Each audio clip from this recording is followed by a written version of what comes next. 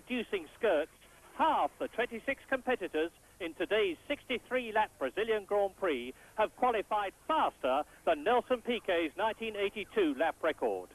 Reigning world champion Keke Rosberg has qualified his Ford Cosworth-powered Tag Williams fastest with a superb lap over 2 seconds inside the record. But then it's 7 turbo cars. Prost's Renault second fastest, Tombe's Ferrari third, Piquet's Brabham fourth, Derek Warwick a superb fifth in his Tolman, and then our new Ferrari, Patrese Brabham and Chiva Renault. Ninth fastest, Niki Lauda in the McLaren, well ahead of his teammate John Watson, who's 16th, and Nigel Mansell's only 22nd after a very frustrating 2 days. Aus Brasilien, dem Land des Sambas, des Fußballs und natürlich auch der Formel 1. Brasilien, das ja 2 Automobilweltmeister bereits hervorgebracht hat, mit Emerson Fittipaldi und mit Nelson Piquet. Wir sind in Rio de Janeiro, genauer gesagt 50 Kilometer außerhalb dieser Millionenstadt, die ja für viele die schönste Stadt der Welt überhaupt ist. Wir sind auf der Rennstrecke von Jacarepaguá. Auf Deutsch heißt das ungefähr die Rennstrecke an den Krokodilen. Und wir erleben in einer knappen Viertelstunde den Beginn der Formel 1 Weltmeisterschaft 1983. Es ist gleichzeitig der Beginn eines neuen Zeitalters in der Formel 1. Sie wissen ja, das technische Reglement wurde über den Winter geändert. Die Bodendruckautos sind verschwunden. Eine neue Ära im Automobilsport beginnt.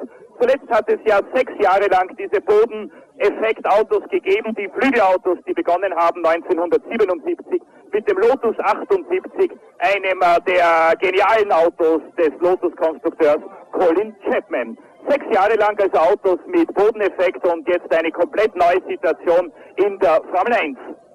Ich glaube, dass Sie im Augenblick eine totale sehen mit den Formel 1-Wagen am Start. Im Hintergrund sehen Sie die Berglandschaft von Jacarepaguá. Grand Prix von Brasilien, ein neuer Beginn also in der Formel 1 Weltmeisterschaft.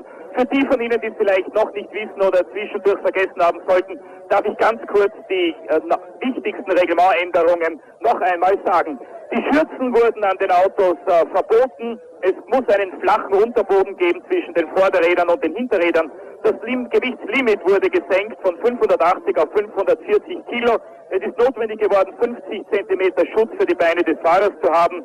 Die Heckflügel wurden etwas nach vorne gerückt, etwas in die Höhe gestellt und sind an sich schmäler. Die Reaktion der meisten Teams war natürlich, dass man größere Vorderflügel montiert hat, um nicht ganz auf den Bodendruck verzichten zu müssen. Es hat 3 Monate hektische Arbeit in allen Teams der Formel 1 gegeben und jetzt zum ersten Mal sehen wir also die neuen Autos hier am Start. 28 Autos am Start des Grand Prix von Brasilien. Erster Lauf zur neuen Weltmeisterschaft auf dem Kurs von Rio Jacarepaguá.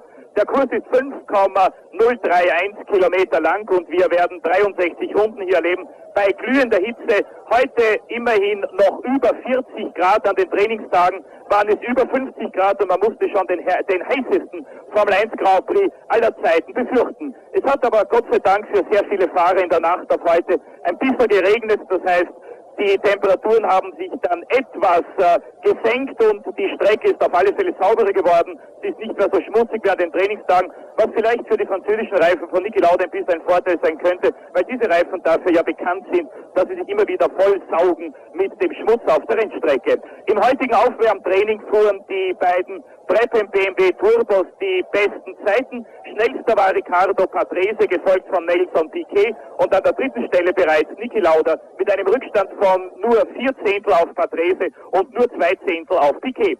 In der offiziellen Startaufstellung, für die das heutige inoffizielle Training natürlich nicht mehr gegolten hat, sehen Sie Niki Lauda an der 9. Stelle. Er steht in der 5. Startreihe neben dem Italiener Mauro Baldi mit einem Alfa Romeo Turbo. Pole Position der Weltmeister von 1982, Keke Rosberg aus Finnland mit dem Williams. Es ist ein Wagen, der ganz im Stil und in der Tradition von Williams ist, ein einfacher, unkomplizierter, ziemlich geradlinig konstruierter Wagen, mit dem Keke Rosberg hier Trainingsbestzeit aufgestellt hat. Erste Startreihe Keke Rosberg auf Williams und Alain Prost mit dem Renault Turbo. Zweite Startreihe Patrick Tambay, Ferrari und Nelson Piquet, Brabham BMW. Dritte Startreihe Derek Warwick und René Arnoux. Im Bild haben Sie mit der Nummer 27 den Ferrari von Patrick Tambay gehabt. Jetzt sehen Sie Nelson Piquet, er ist noch nicht eingestiegen. Und noch einmal zur Erinnerung, das Weltmeisterschaftsklassement von 1982. Keke Rosberg wurde ja durch seinen 5. Platz im letzten Rennen in Las Vegas Weltmeister. Punkte gleich Pironi und Watson, dann Prost, Lauda, Arnoux, Tambay und Alboreto. Das waren die ersten 8 der Weltmeisterschaft 1982.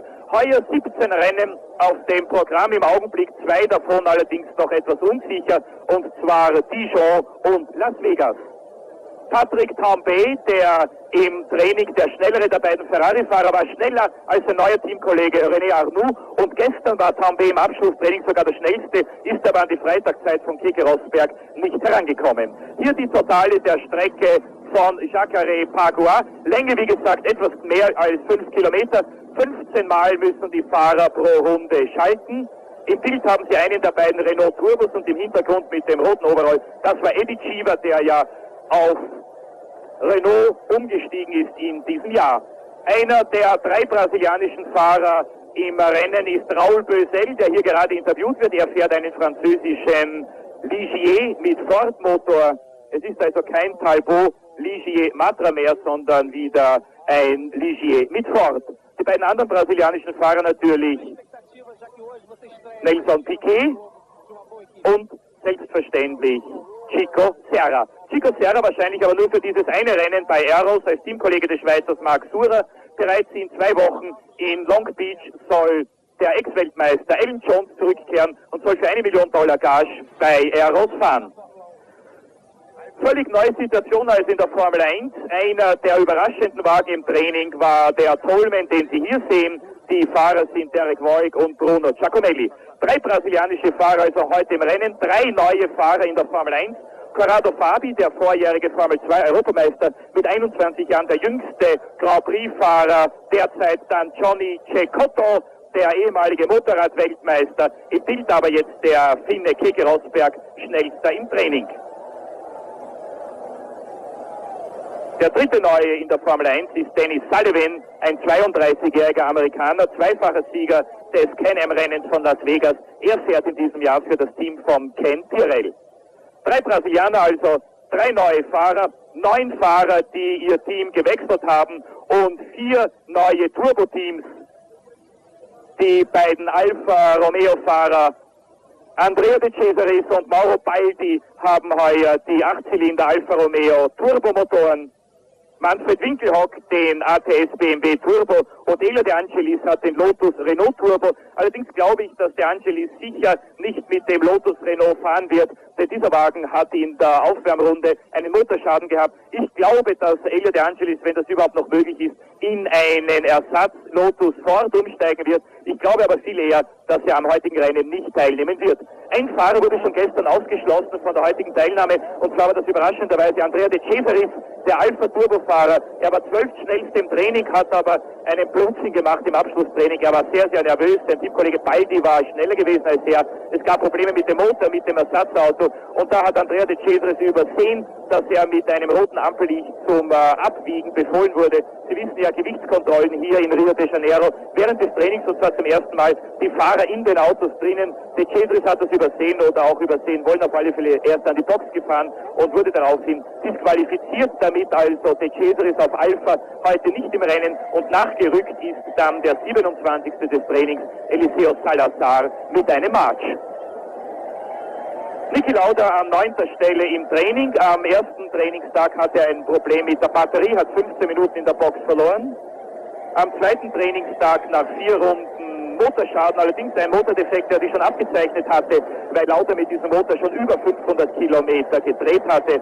Dann der Ersatz McLaren war schlecht abgestimmt, und Lauda hat dann gestern das Training eingestellt, wurde dadurch von 2 Fahrern in der Startaufstellung überholt, hat 2 Plätze verloren. Überholt haben ihn René Arnoux, der neue Ferrari-Fahrer, und Eddie Cheever, der neue Fahrer bei Renault.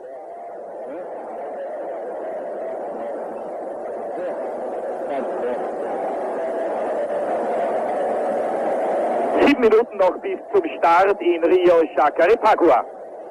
In der Siegerliste des Grand Prix von Brasilien finden wir bis jetzt ausschließlich südamerikanische Fahrer, Franzosen und Niki Lauda. Die Südamerikaner-Siege haben Carlos Reutemann herausgefahren, Emerson Fittipaldi, Carlos Pace und Nelson Piquet.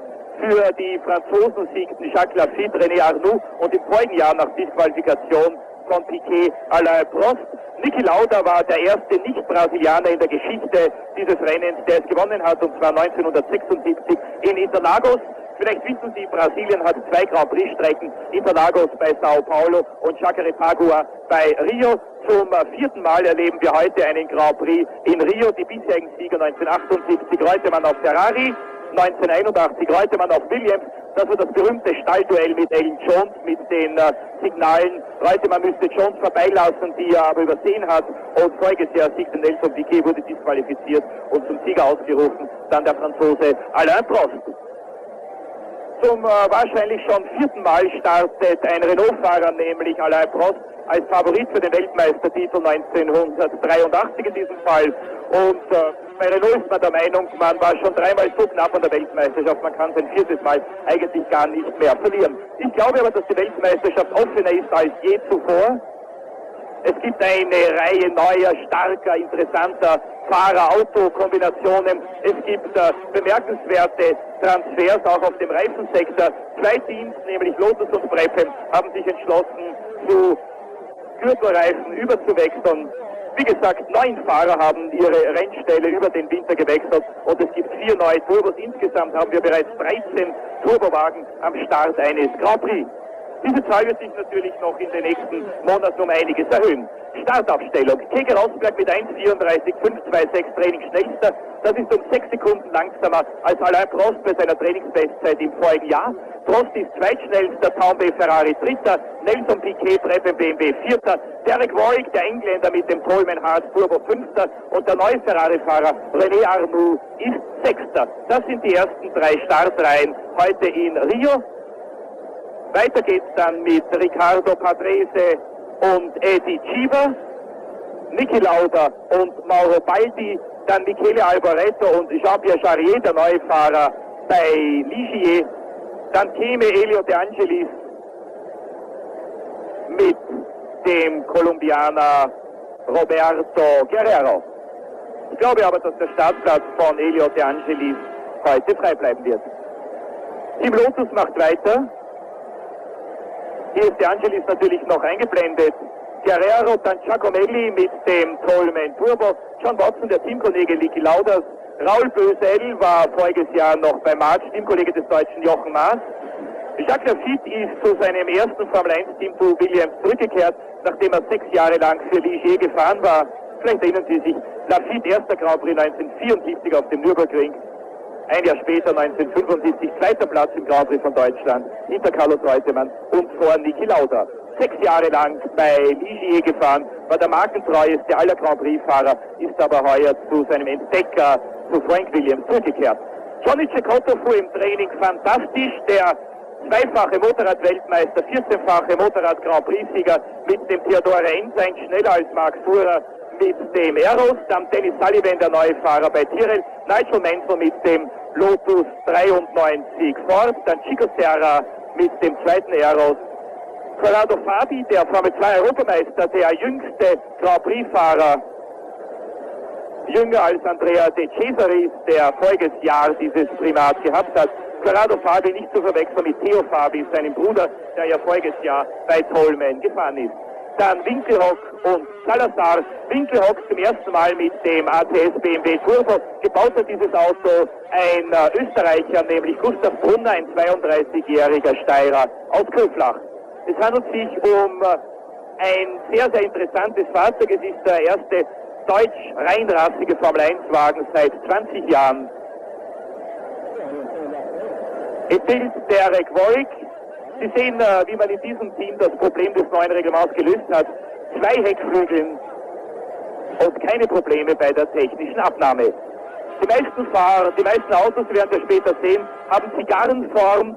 Der breiteste Wagen ist Niki Laudas McLaren und natürlich auch der zweite Wagen von John Watson. Relativ am wenigsten verändert schaut der Lotus aus.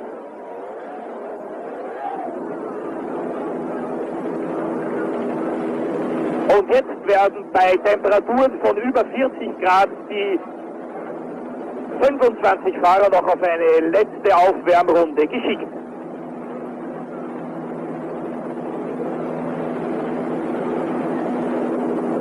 Die Grand Prix-Saison 1983 beginnt. Schauplatz Rio Jacaré Bagua. Zum 4. Mal Schauplatz des Grand Prix von Brasilien. Enormes Publikumsinteresse, nicht nur in Brasilien, sondern auch weltweit. Die Reglementänderung hat für den Formel-1-Sport sicherlich sehr, sehr viel Gutes getan. Man spürt am Echo in der ganzen Welt. Links vorne haben Sie den trainingsschnellsten Keke Rosberg, neben ihm Alain Prost. Sie sehen, wie verschieden die Autos ausschauen. Es gibt nicht mehr diese Einheitskombinationen.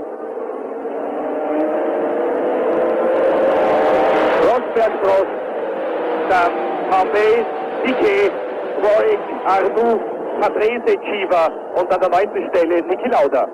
Lauda war, wie gesagt, heute Vormittag im Aufwärmtraining drittschnellster hinter den beiden Brabham BMW Turbos. Ich glaube, dass beide Brabham-Fahrer, sowohl Piquet als auch Patrese, irgendwann im Verlauf dieses Rennens an die Box kommen müssen, nachtanken. Das war ja voriges Jahr die Regel bei fast allen Grand Prix-Rennen, zumindest bei den Grand Prix-Rennen, bei denen Piquet und Patrese die Halbdistanz in einem Weltmeisterschaftslauf überstanden haben. Ich glaube, dass auch bei Keke Rosberg und Williams heute ein Trick versucht wird, dass man versuchen wird, bei Halbzeit an die Box zu fahren, aber das weiß eigentlich niemand genau. Strengste Stillschweigen im Team von Williams. Möglicherweise wird Rosberg also nur mit halbleeren Tanks ins Rennen geschickt und wird dann bei halber Distanz an die Box kommen und nachtanken, aber das können wir dann erst sehen, wenn es soweit ist.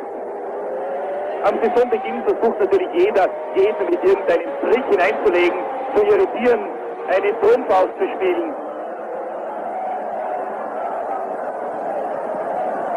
Es würde mich, wie gesagt, nicht überraschen, wenn beide Brabham-Fahrer, Piquet und Patrese und vielleicht auch die beiden Williams-Fahrer Rosberg und Lafitte etwa bei halber Distanz zum Nachtanken an die Box kämen.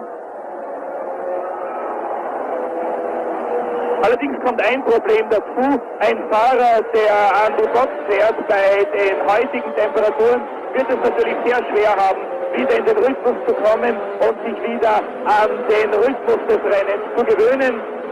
Niki Lauda hat gestern einen echten Härtetest gemacht beim inoffiziellen Vormittagstraining. Er ist volle 1,5 Stunden in seinem Auto geblieben, auch bei dem Boxenstopp nicht ausgestiegen. Er wollte einfach sehen, wie er mit der Hitze in Jacaré Bagua, die natürlich in einem stehenden Auto noch weitaus größer ist, durch den Hitzestau als in einem fahrenden Auto, das vom Fahrtritt etwas gekühlt wird, wie er diese Hitze durchstehen kann. Sehr interessante Perspektiven. Das ist gerade Tambay. Und hier haben Sie Niki Laudas rot-weißen McLaren mit der Startnummer 8. Neben ihm ein anderes rot-weißes Auto. Das ist der Alpha vom Euro-Racing-Team, gefahren von Mauro Baldi. Baldi war einmal Formel 3 Europameister, Formel 3-Sieger in Monte Carlo. Beim Training schneller als ein prominenter Teamkollege De Cesaris und steht immerhin neben Niki Lauda in der 5. Reihe.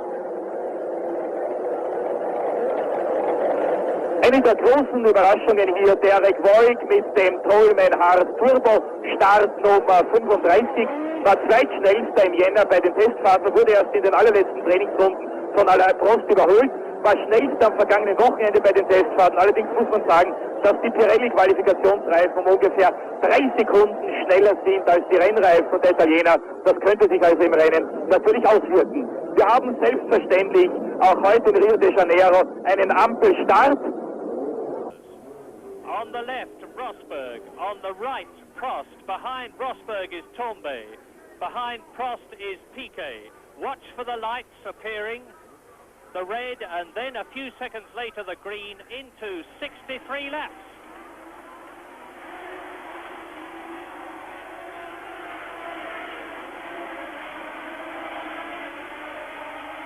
A superb start for Keke Rosberg. Patrese well up, but Keke Rosberg leads into the Ritorno, the first right-hander, followed by Alain Prost, with Nelson Piquet closing.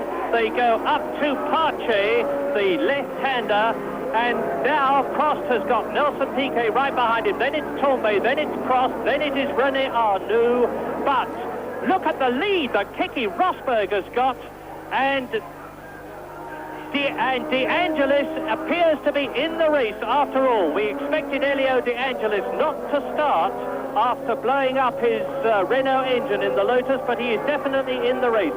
And Prost is leading by a long, long way on lap 1. It's much further than it looks on your screen. It's Rosberg leading, then Prost goes through with Piquet in 3rd position and Patrese in 4th place. Correction there, Keke Rosberg, the world champion, who only won one Grand Prix in 1982, the Swiss Grand Prix at Dijon, is well away now. He's running on half tanks, he's running on comparatively soft cars. It is 95% certain that he's going to come in and make a fuel stop, because if he doesn't, he's not going to finish the race distance. There's Rosberg. Prost is 2nd, Piquet 3rd, Patrese is 4th. So it's a Renault in 2nd place, the Tag Williams leading. There on the left is Nelson Piquet, who won Brazil last year, but was then disqualified, and Rosberg completes the lap with Prost, Piquet, then the 2nd Brabham BMW for Patrese, then the 2 Ferraris, Tombe and Arnoux, then Eddie Cheever. So the turbo cars are packing the running order at the present moment. It's very, very hot here at the Jacare-Pagua circuit as we look at the 2nd, 3rd and 4th men. Alain Prost in the Renault, Nelson Piquet 3rd and Riccardo Patrese 4th.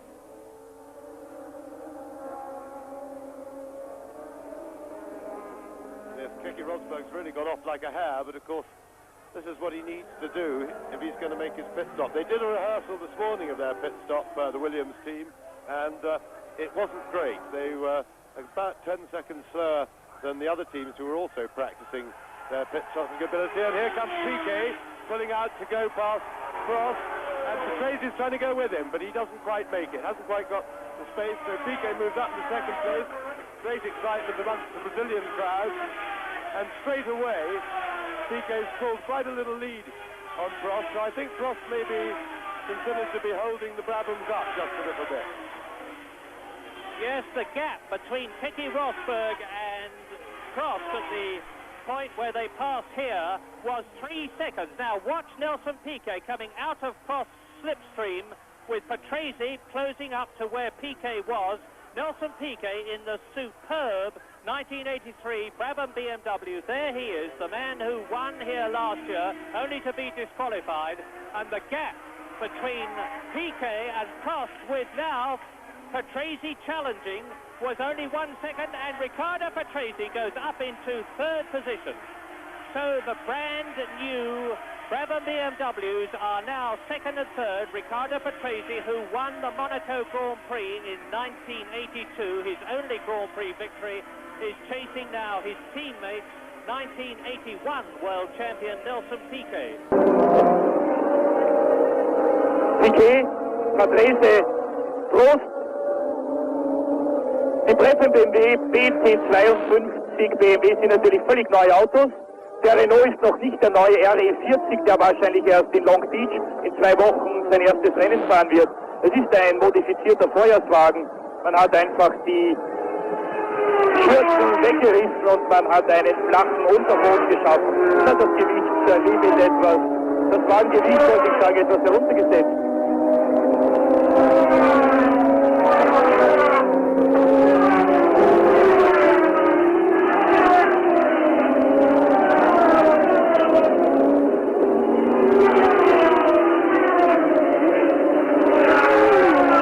Lauda liegt an 11. Stelle. 18. vor ihm Mauro Baldi, 15. hinter ihm John Watson.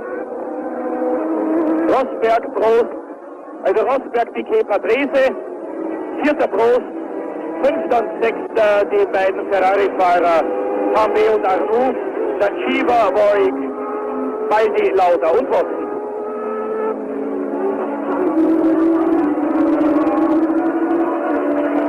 Für die Schweizer Zuschauer Marc Fuhrer an der 14. Stelle.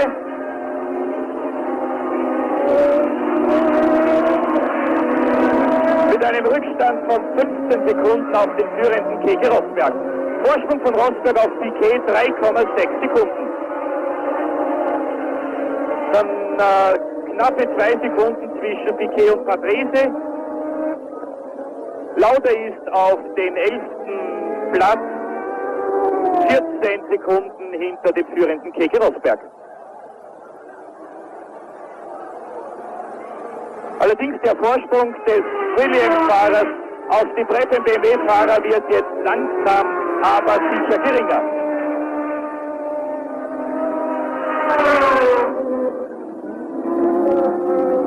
Hervorragend bis jetzt die neuen Grand Prix-Fahrer.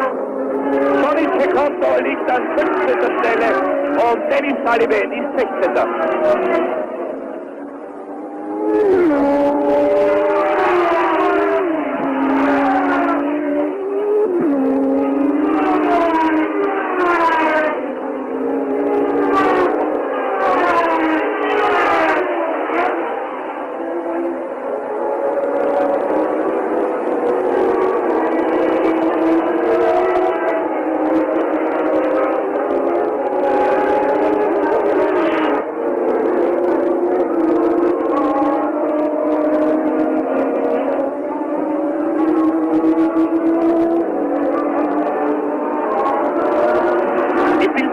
Der Weltmeister mit dem Williams.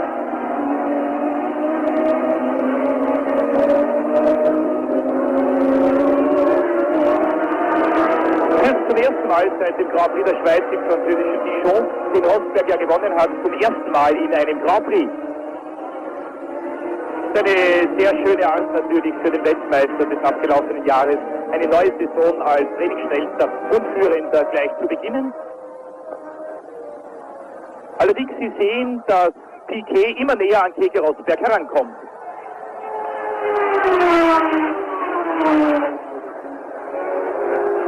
2,2 Sekunden zwischen Rosberg und Piquet. Dritter Patrese minus 5, vierter Prost minus 10, fünfter Trambé minus 14, sechster Arnaud minus 17, siebter Schieber minus 18, achter Baldi minus 19, neunter Warwick minus 20 und zehnter Lauda minus 20,4. Dahinter haben wir Charrier, Fura, Guerrero, Cecotto, Sullivan, Lafitte und Bösel. Niki Lauda, Kollege John, also weit zurückgefallen. Beachtlich der 12. Platz des Schweizers Marc Fura mit dem Aero. Fura ist nicht gesund, er hat etwas Schlechtes gegessen, er war gestern den ganzen Tag schlecht. Er hat das Spital hier auf der Strecke besuchen müssen, hat Anzeichen einer Magenvergiftung gehabt, aber er hat sich qualifizieren können und liegt, wie gesagt, im Augenblick an der 12. Stelle. Rosberg führt 2,28 Sekunden vor Piquet, dann 5,40 zurück Patrese, 10,44 Prost, 14,86 Trambé und 17,16 Arnoux. Die weiteren Rückstände Chiva 18 Baldi, 19 Warwick, 20 und Lauda 20,4. Niki Lauda ist also 10. Hinter ihm Charrier, Fura, Guerrero, Cecotto, Sullivan, Lafitte und Bösel. Im Bild hatten Sie kurz den Österreicher.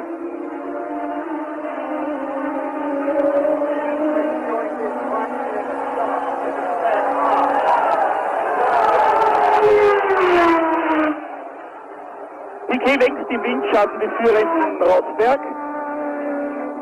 Ich glaube, auf der Geraden wird sich jetzt bald der PS-Überschuss von Piquet bemerkbar machen müssen. Ungefähr 500 PS. Der Ford Cosworth 8-Zylinder von Keke Rosberg mindestens 600 PS bei 1,9 Bar Ladedruck der BMW Turbo von Nelson Piquet. An sich wollten die Ford Cosworth-Fahrer ja hier mit dem neuen Kurzhuber von Ford Cosworth fahren. Dieser Motor ist nicht rechtzeitig fertig geworden und hat auch die nicht erhoffte Leistung gebracht. 4 englische Teams haben je 50.000 Pfund, das ist fast 1,5 Millionen Schilling, in die Entwicklung dieses neuen Kurzhubers gesteckt. Blick in den Rückspiegel von Keke Rosberg, wie nahe ist Piquet schon herangekommen. Sehr, sehr nahe, Sie sehen nur noch 2 bis 3 Wagenlängen.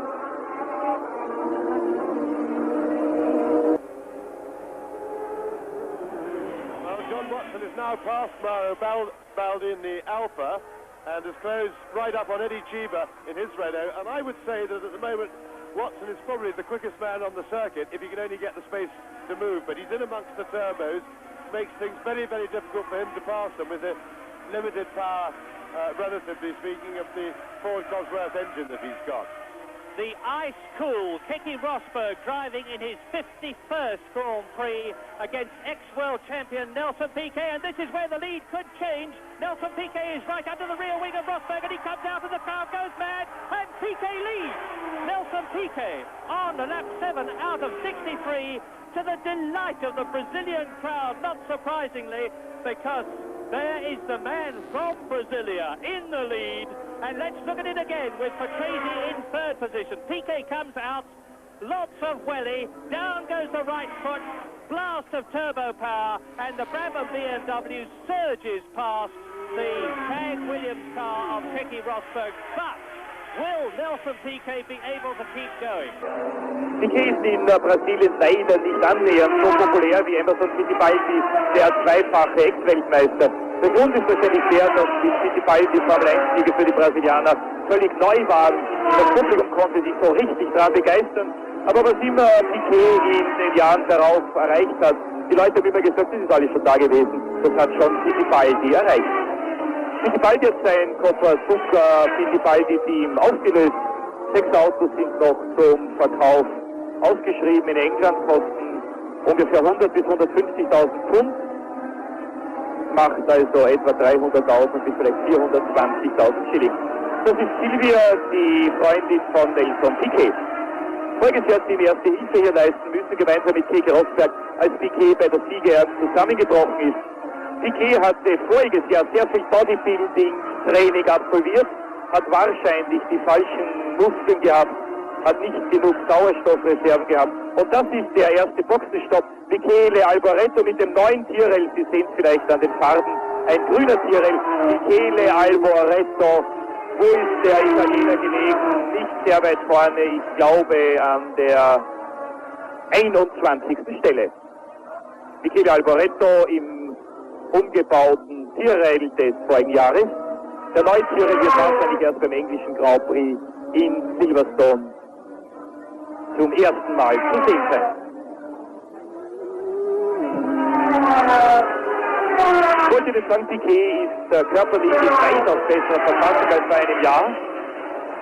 War wochenlang Skilaufen in Österreich, hat sich eine Bombenkondition dabei antrainiert. Nach 7 Runden Piquet 1,9 Sekunden vor Rosberg, dritter Patrese minus 3,9, vierter Prost minus 15,4, fünfter KP minus 21, dann sechster Arnoux 24, siebenter John Watson minus 27, achter Eddie Cheever minus 27,5. And the gap between Piquet and Rosberg is now 2.7 seconds, and the gap between Rosberg and Patrese there is 0.85 seconds. And Watson is taking Arnoux, and he's done it. John Watson, no, he's not. He's dropped back again. John Watson in 7th place. There is the battle for 7th place between Watson on the left and Arnoux in the Ferrari on the right. Yes, I don't think it'll take him long to get by. In fact, he's done it. There goes Watson into 6th place. He's absolutely flying. He will now, just watch him, he's going to walk away from Arnoux. Next victim is Sambay, and here's Patrese having a go at Rosberg, but he's not quite close enough yet. So not this time, but it looks as if Rosberg's command is being eaten into. But Watson is without any doubt the man on the circuit to watch. Etwas verschalten hat. Rosberg konnte auf alle Fälle vom Brabham BMW wieder wegfahren.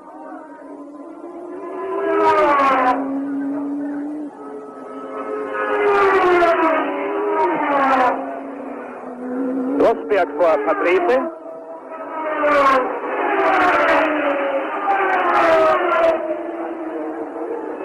Die meisten Fahrer haben Luftschläuche, mit denen sie Frischluft unter den Overall bekommen. Sehr viele Fahrer haben Trinkflaschen im Cockpit. Rosberg nicht, weil im voriges Jahr hier ein Windgeschick passiert ist. Er hat in der ersten Runde das ganze Trinkwasser verschüttet, und zwar unter dem Sitz hat er das ganze Rennen hindurch nichts mehr zu trinken gehabt.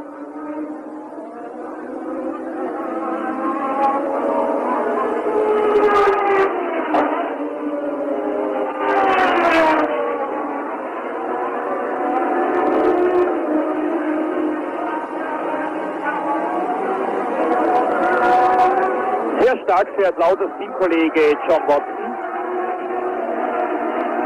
Beim Training nur an der 17. Stelle und ist jetzt, seit er Arnoux überholt hat, bereits Sechster.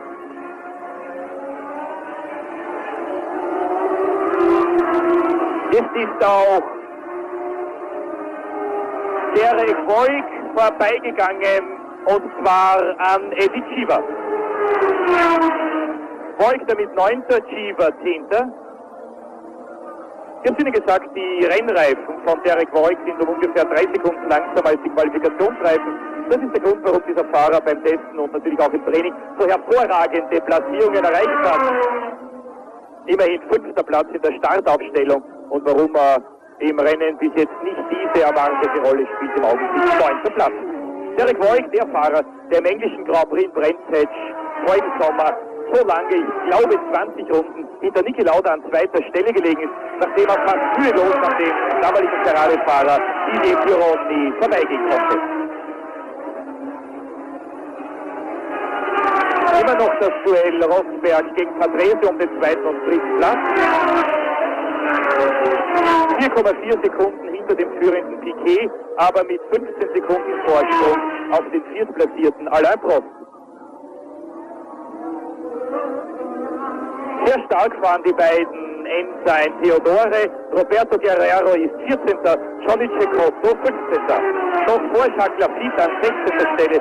17. dann Raul Boesel, der Brasilianer, mit dem 2. Ligier, Teamkollege von Charrier, der vor einigen Runden Lauda überholt hat.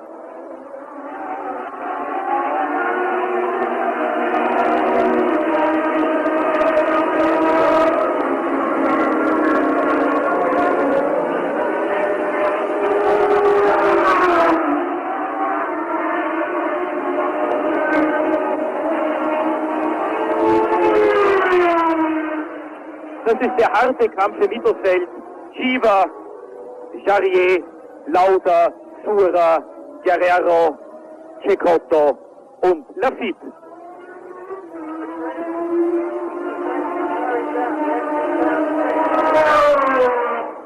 Ich glaube, dass Rosberg das Duell um den 2. Platz gegen Patrese gewonnen hat. Patrese wird immer langsamer. Der Motor klingt nicht mehr sehr sauber. An 3. Stelle in diesem Pulk sehen Sie Niki Lauda, Cheever, Charrier, Lauda, hinter ihm Sura, Guerrero, Cecotto und Lafitte. 8 Autos innerhalb von 4 Sekunden.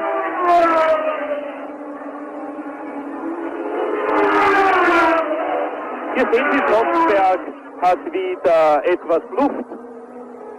Patrese ist deutlich zurückgefallen.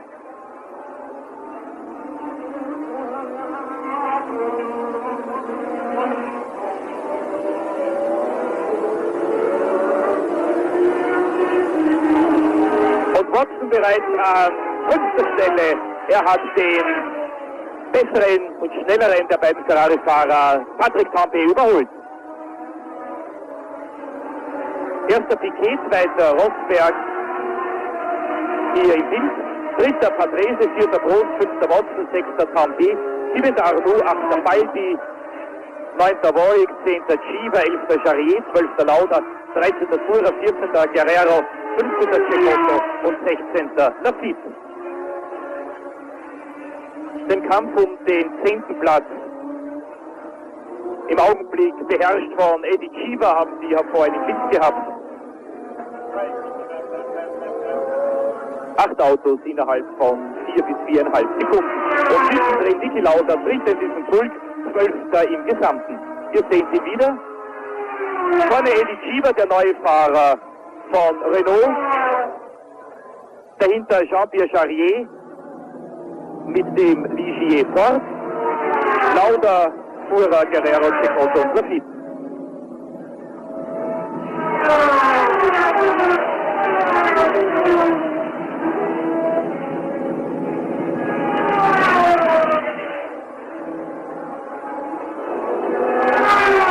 Runden von 63 Runden sind absolviert. Lauda an 12. Stelle, 13. hinter Charrier, 13. vor Sura. Das ist der Abstand von 2 bis 3 Wagenlängen. Hier noch einmal. Shiva, Charrier, Lauda, dahinter Sura, Guerrero, Cecotto, Lafitte.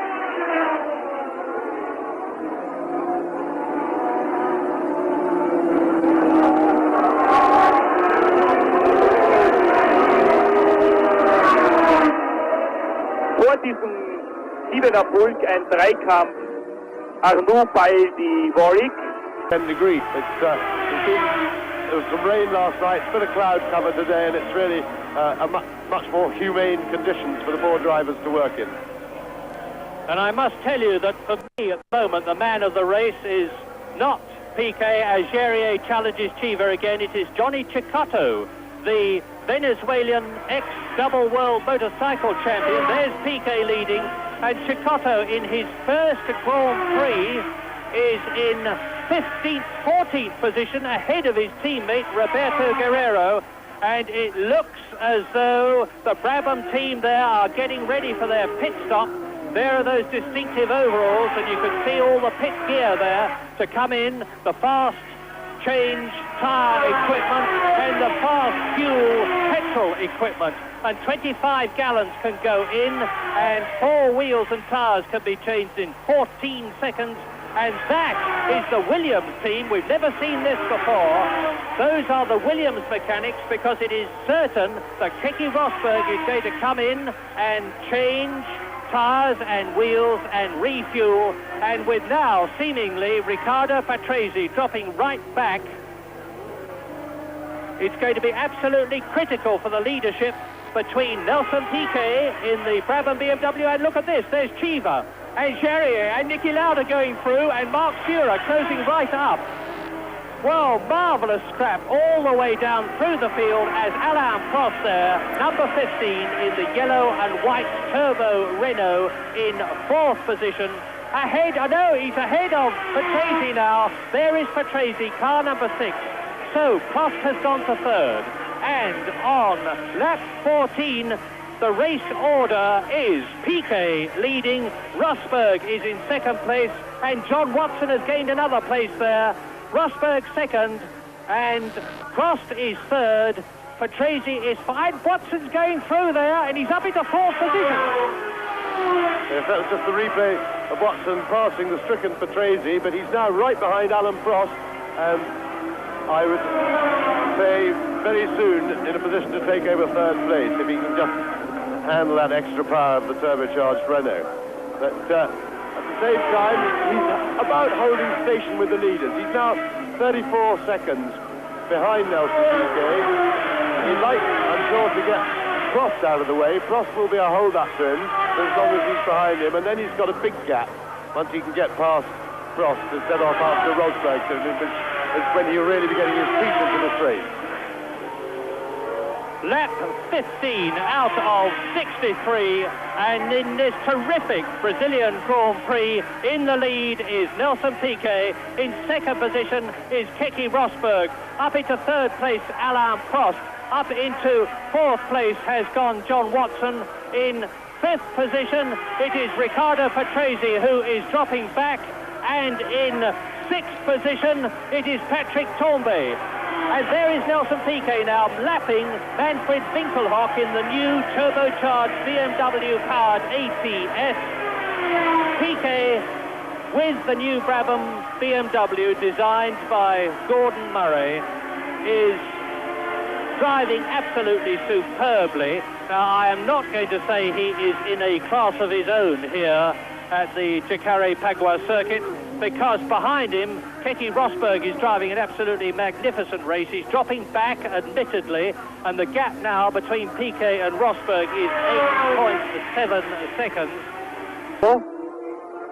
Hinter ihm Chico Serra mit dem Eros. Serra fuhr ja die letzten 2 Jahre für das Fittipaldi-Team, ist durch den Konkurs dieser Mannschaft arbeitslos geworden.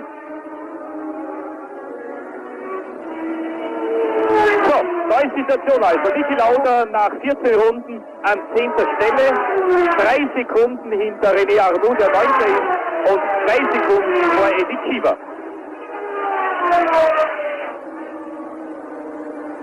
Niki Lauda hat es also geschafft, einen Turbo zu überholen, den Renault Turbo von Eddie Cheever. Nach 14 Runden führt Nelson Piquet mit 8,5 Sekunden Vorsprung auf Keke Rosberg. Dritter ist Alain Prost, minus 34. Vierter John Watson, minus 34,5. Fünfter Patrese, minus 39. Sechster Tom B, minus 44. Siebenter Baldi, der hervorragend fährt mit dem Alfa Romeo 8-Zylinder Turbo, minus 54. Achter Derek Warwick mit dem Pullman Hahn Turbo, minus 54,4. Neunter Arnoux und 10. Lauda.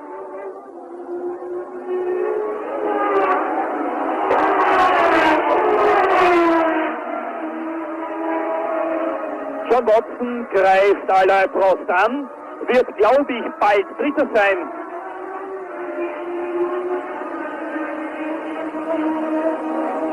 Und ein paar Sekunden dahinter, nämlich ungefähr 20 Sekunden später, hat Niki Lauda bereits dem neuen Ferrari-Star René Arnoux das Duell angeboten. Zuerst aber noch der Zweikampf Prost gegen Watson. Prost Dritter, Watson Vierter. Frustrating for Watson. He's got to work out a way soon. This is going back onto a 50 section of the circuit. He can have a go here. He's having a go, and no, not quite. He's having a little look, but as I said before, Prost won't make it easy. We've got a short straight coming now, and right angle left. That's right. No, it's not close enough. This is a worrying time for Watson, because all the time he's busy doing this, Piquet, of course, is extending his lead and opening it up. And that is probably of more importance to Watson than the immediate problem of Alain Prost, who hopefully only constitutes a temporary problem. Let us not forget either that the first two turbo cars, Piquet and Rosberg, are going to have to come in and refuel. We don't know the situation with Prost, and through to third place goes John Watson. Magnificent. James. Yes, marvellous piece of overtaking that by Watson. He feinted one way coming around the previous corner. Here we see it again, and he dives inside Alain Prost, and that is the Renault problem dealt with as far as John Watson's concerned for this race, I'm quite sure. Now, Watson is about 37 seconds behind the leader. That's Roberto Guerrero into the pits. The Colombian driver. It looks as though they're not too clear about why he has come in. But meantime, while the Theodore team last year, Roberto Guerrero drove for the Ensign team, and we look now at certainly the man of the race, because he's displaced Johnny Cecotto from my affections now, John Watson, who has come up from 16th to 3rd. And as I was saying, let us remember that the two cars in front of John Watson are certainly going to have to stop, whereas John Watson is not going to have to stop. He has enough fuel to last in the race. His tyres look good for the full distance of 197 miles. And John Watson, in his 138th Grand Prix, is chasing this man, Nelson Piquet, number 5, in his 64th Grand Prix, and the gap between them is about 30 seconds. Yes, Watson has now got a very big gap in front of him, so we can see just how he settles down. When he finally got past Alain Prost, he was approximately 40 seconds.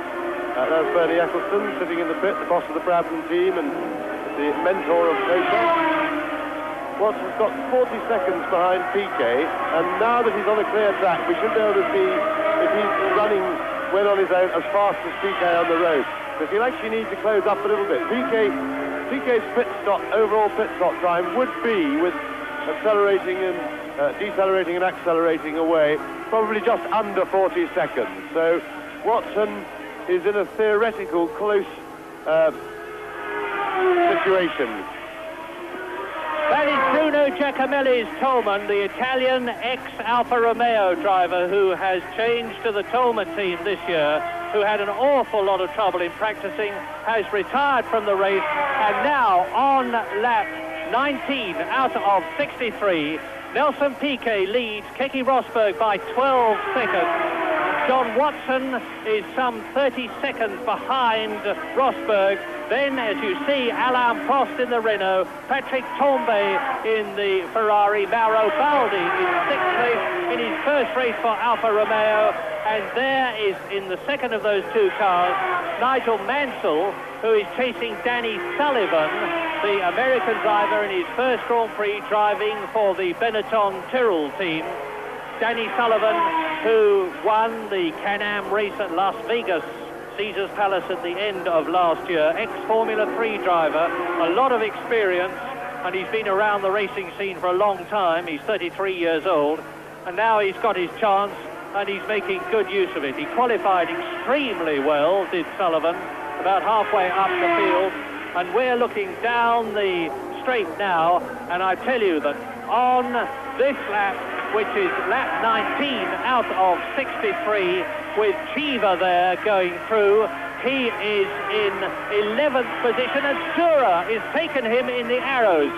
Now, the Renaults are not going at all well in comparison with the past, and into the pits comes Patrese. Patrese is out of the running, so on lap 19, Piquet leading, Rosberg second, Watson third, Prost is fourth, Tambay is fifth, Mauro Baldi is sixth, and there in the pits is Riccardo Patrese, sadly shaking his head and waving his hands, and you will see that there is no fuel being put in.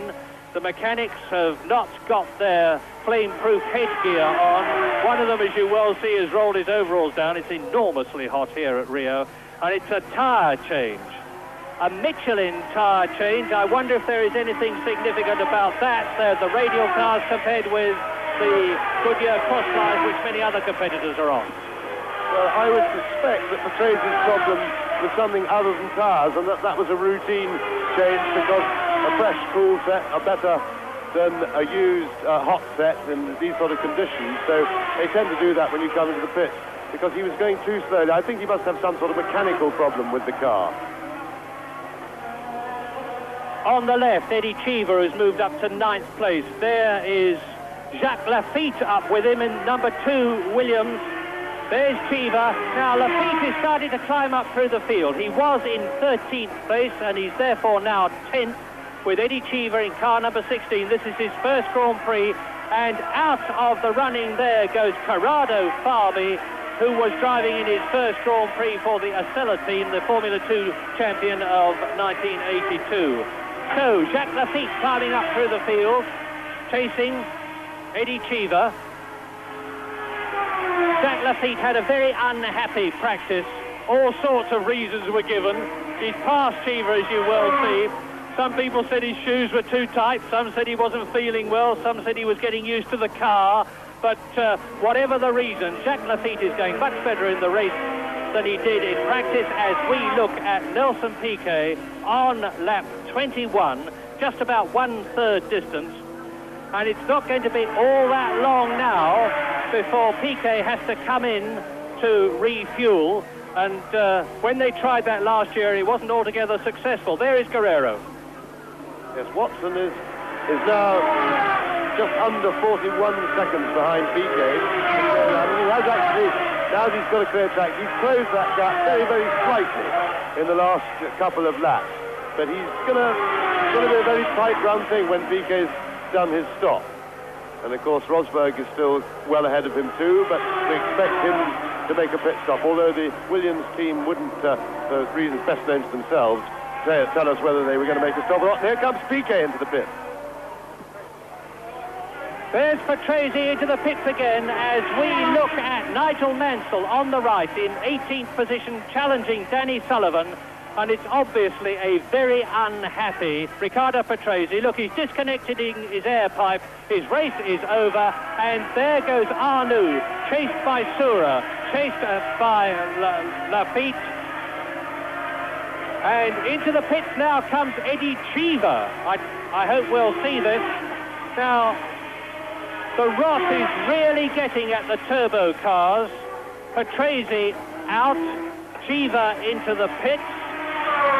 And the race order is Nelson Piquet leading, Rosberg second, Watson third, and he's 40 seconds behind Piquet, so it could still depend on, there is Rosberg, it could all depend on the pit stop and how efficient as Chiva blasts out of the pits.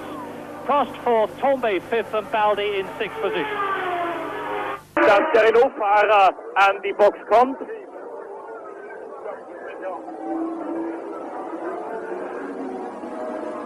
Möglich aber, dass Eddie Chiva an den Boxen sozusagen durchgestartet hat und wieder weitergefahren ist. Das gleiche hat der Nelson Piquet voriges Jahr beim Österreich-Grand-Prix getan.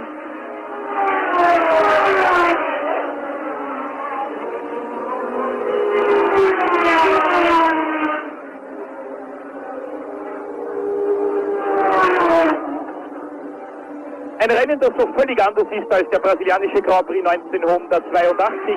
Damals dieser 4- oder 5-Kampf an der Spitze, den Gilles Villeneuve bis zu seinem Ausfall nach, ich glaube, 28 Runden beherrscht hat. Gute Nachricht für die österreichischen Formel-1-Fans. Niki Lauda ist an Derek Wolf vorbeigegangen und bereits an der 7. Stelle. Also ein Platz nur noch hinter den Punkterängen. Erster Piquet, zweiter Rosberg, dritter Watson, vierter Prost, fünfter Tombe, sechster Baldi, siebenter Lauda, achter Voigt, neunter Arnoux, zehnter Tourer.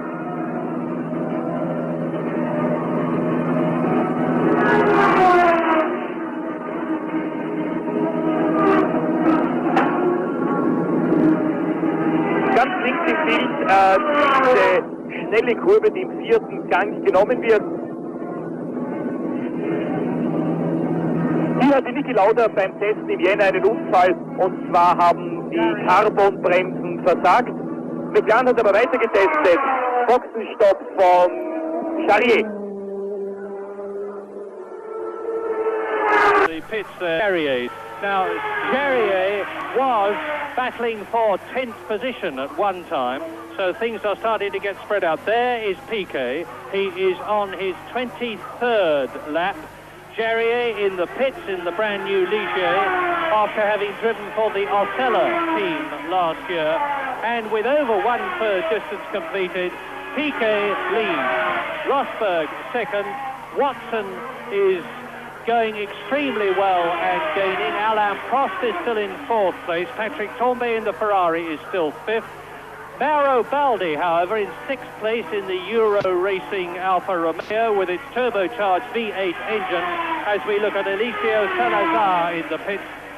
Baldi has got Niki Lauda right behind him, and I'm going to make a forecast that the two Marlboro McLaren cars could really come good in the closing stages of this race, because they've got immaculate preparation. That's Raul Barcel, the second of the two Brazilian drivers, Nelson Piquet being the other, and Barcel is driving in his first race for the Ligier team. But at the moment, the Marlboro McLaren cars of Watson and Lauda have got a great deal going for them, with the fact that they are going to be able to keep going when the leaders have to come in and make those stops for fuel and tyres.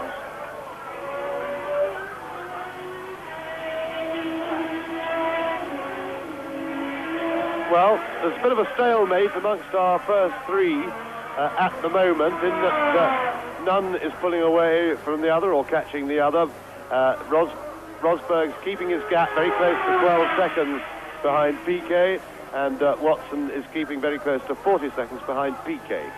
So it looks as if we're going to have to wait for the pit stops to get any real development, but they should be coming quite soon. We're more than a third of the way through the race, and they'll be stopping probably around about or even a bit before half distance. Can't see who that is. One of the Alphas, maybe. I think that might be Mauro Baldi. He must have had a spin, so Lauda presumably has got past it. Lauda was battling with Baldi for 6th place, and that would, I presume, unless they both went off, put Lauda into 6th place. We'll have to look.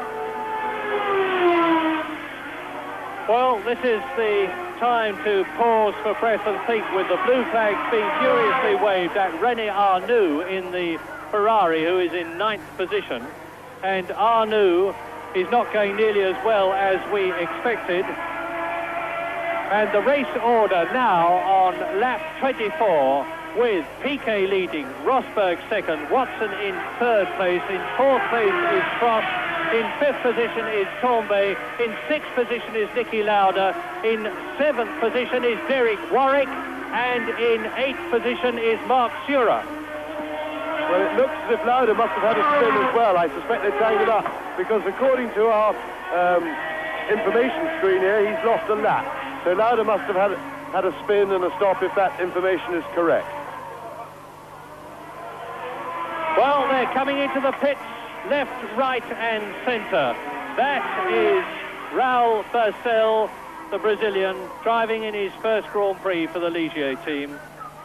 Meantime, Fabi on the left in the Osella has come back, and car number 23 there is Baldi in the Euro Racing turbocharged V8 Alfa Romeo car.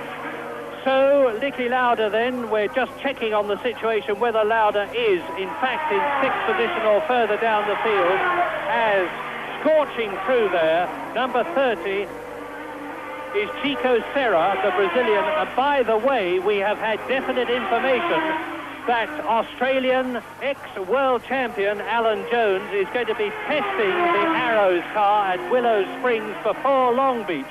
There goes Sura through to pass Barcel, who is now in the pits, as the rest of them stream through. The weather conditions are holding superbly. So is Nelson Piquet's Brabham BMW. He is on lap 25 now, and we're watching while I talk to you across from our commentary position. There's the fastest lap, Nelson Piquet, 139.8, 112 miles an hour, which is 3.2 seconds outside his own lap record of 1982, when, of course, the cars were faster by virtue of the fact that they had the skirts and extra downforce, which gave more tyre grip, therefore allowed the cars to slide less and were much easier to handle. Well, Piquet's proving that he can adapt himself, ex-world champion that he is, to drive this new kind, or rather going back to the old days of Grand Prix car. And he's closing up now on the Osella, or is it the Ligier in front of him? There's the flame coming from the turbo as he backs off. And it looks as though the problem that I was expecting with overheated shock absorbers on the left-hand side is not, in fact, happening. As Piquet comes down the long straight, and he is about to lap the Ferrari of René Arnoux as he closes up on Arnoux, who is followed by Cecotto, who is followed by Mark Sura, and on lap 26, Nelson Piquet leads by 12 seconds. He leads Rosberg, who is second, and is 27 seconds ahead of the third place man, John Watson. In fourth place, it is Alain Prost. In fifth place, it is Patrick Tombe in the Ferrari. In sixth position, it is Niki Lauda. In seventh place is Derek Warwick in the turbocharged Tolman. In eighth is Mark Sura. Ninth is Lafitte. 10th is Arnoux. 11th is Cecotto. 12th is Serra. And Nigel Mansell is in 15th place with still a long way to go. Piquet überrundet jetzt Chico Serra.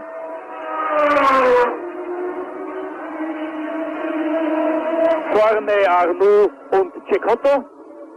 Arnoux 10., Cecotto 11., Serra 12., Böse 13. Und dahinter mit je einer Runde Rückstand Sullivan, Mansell, Cheever und De Angelis. 25. Runde, Piquet, Rosberg, Watson, Prost, Tombe und Lauda. Inzwischen ist Lauda an Patrick Tombe vorbeigegangen und bereits 5. Boxenstopp von Bösel.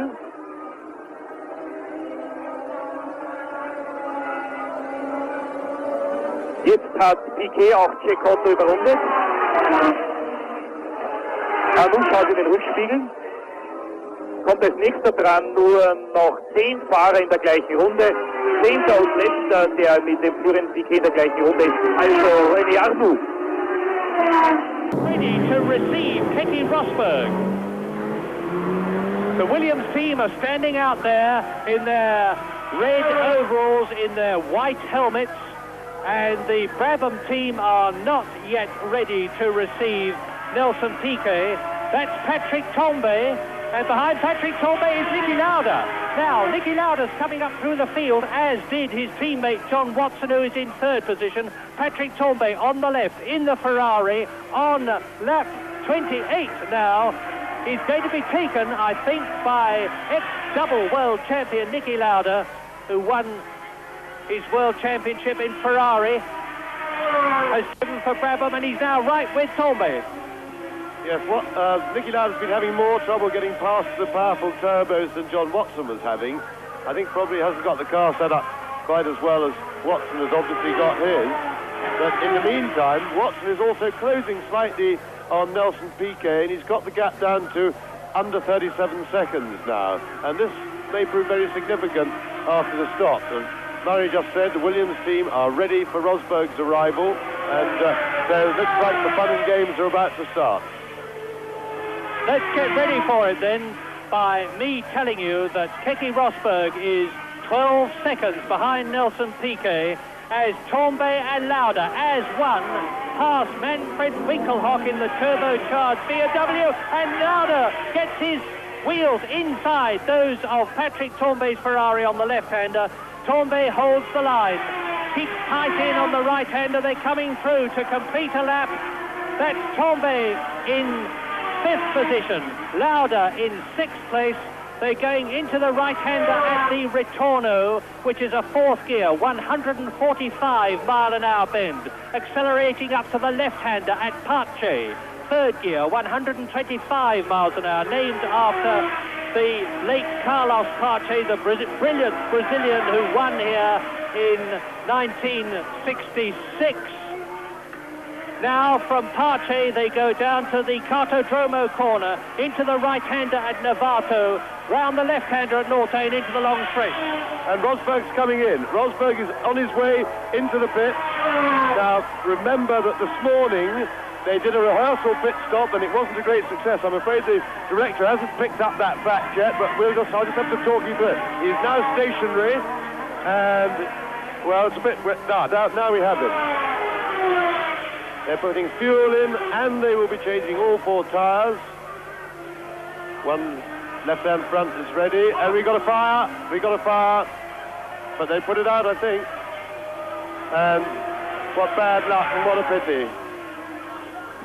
And that is the penalty of lack of training, because it looks as though Keke Rosberg was going to retire, but he has got back into the car, but he's losing time, all the time, of course, and now John Watson will be up into 2nd place.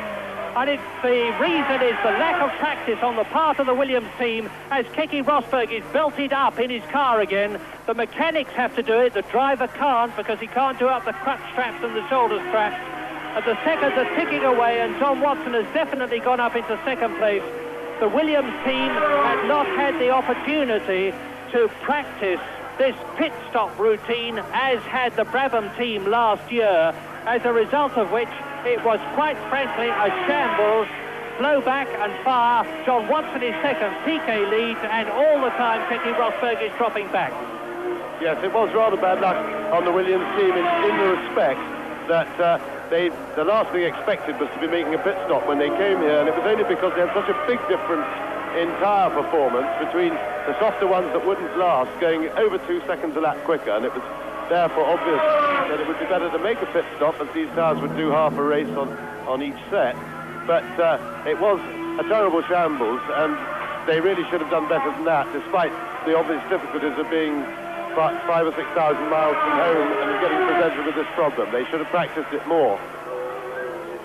And this now then is the battle for 4th position between Patrick Tambay and Niki Lauda, because they have both passed the pits with Rosberg stationary, and Tambay is still ahead of the hard-charging Niki Lauda. Indeed, he's pulled away from him a bit. There goes the Ferrari. There is the Marlboro McLaren. Rosberg, of course, has rejoined the race, but he's lost a lot of time. We are now on lap 30. Nelson Piquet leads. Watson has gone up to 2nd. In 3rd position now then is Alain Prost. In 4th place is Patrick Tambay. In 5th place is Niki Lauda, and we're waiting to see where Rosberg comes through at the end of this lap. There we've got Tambe and Nicky, as I said before, seem to be having more difficulty getting round the turbo cars than teammate John Watson, and he's been stuck behind Tambe for quite a while now and seems a little bit at a loss as what to do. I'm sure he'd get away from him if he could just get past, but he seems to be lacking a little bit of enterprise in that department. But of course, if his car's not set up dead right, it's not so easy. It's easy for me to sit up here and make remarks like that, but another thing down there. You can see here how far Rosberg has dropped back, because Nelson Piquet, the race leader there, has got Keke Rosberg in front of him and is in a position, if he keeps going, to lap it, but I don't think Rosberg is going to let him get away with that. Keke Rosberg then must have lost about 1.5 minutes on that pit stop, because, no, rather less than that, about a minute I would think, because he was some 20 seconds behind Nelson Piquet when that catastrophic pit stop happened, and now Piquet has swept through the field and has indeed got ahead of Keke Rosberg. So Rosberg has been lapped by the race leader Nelson Piquet, and on lap 31 it is, in terms of race order, Nelson Piquet leading, John Watson in second place, Alain Prost is still in third position. In fourth position, it is Patrick Tambay. In fifth position, it is Nicky Lauda. And up onto the leaderboard in sixth position comes Derek Warwick in the turbocharged Tolman in the World Championship points. Piquet leading. In seventh place behind Warwick, while you watch the race leader Nelson Piquet. In seventh position is Jacques Lafitte. In eighth position, Mark Surer. By the way, Lafitte in the second tag Williams will almost certainly not be stopping, and I think he's very pleased about that if he knew what had happened to Keke Rosberg. Well, there is the first six, and you can see that Derek Warwick is 1.5 minutes behind Nelson Piquet. But Lafitte seventh, Surer a magnificent eighth. That's the team that Alan Jones is going to join if the necessary sponsorship can be raised by Jackie Oliver. And in ninth position now Keke Rosberg. There is Sylvia, his girlfriend, holding out the board for Rosberg to give him the bad news that he's dropped down to ninth position, and he's closed the gap between himself and Piquet, who had passed him.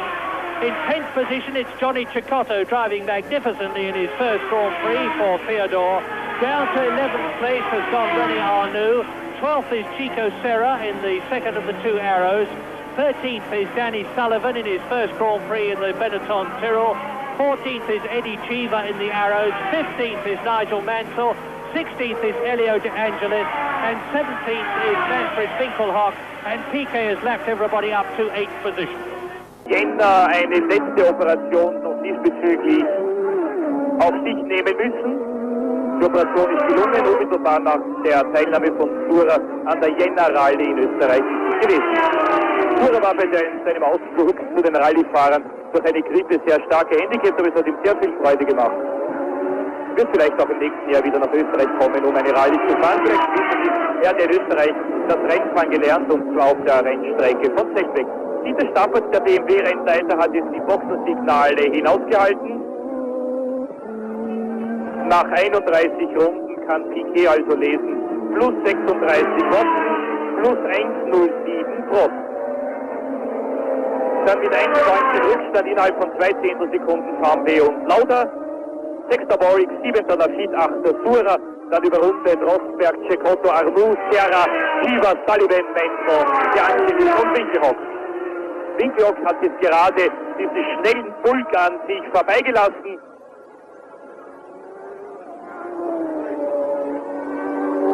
Nächster Fahrer in den Boxen, Nigel Mansell auf Lotus. Piquet überrundet Surer, Mansell in der Box. Bei Lotus hat man ja heuer die Reifenfirma gewechselt. Man ist zu Purcell-Reifen übergewechselt. Dieser Lotus 92, den Sie jetzt gesehen haben, ist das sogenannte Computerauto der Formel 1. Hat keine Federn. significant in speeding up the stop by a few seconds.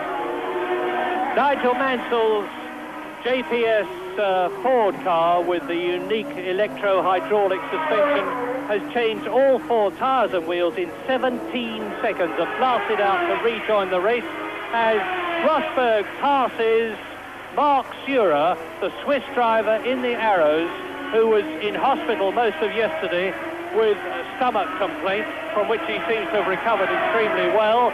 But now Piquet has lapped him and Rosberg has passed, although of course Rosberg is a full lap behind Nelson Piquet, so he will be now on the same lap as Mark Surer. And the race order is Piquet leading. You're looking at the race leader now in the first of 1983's 17 World Championship Grand Prix, and still Patrick Tambay there has got Niki Lauda behind him. That's Salazar, the Chilean driver, behind Tambay. I think I see signs of preparation in the Brabham pit going on for the Piquet pit stop, if it's going to happen.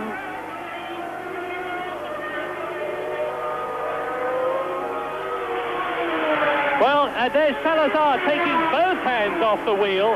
I think Salazar still feels very embarrassed about the incident he had with Nelson Piquet in the German Grand Prix last year.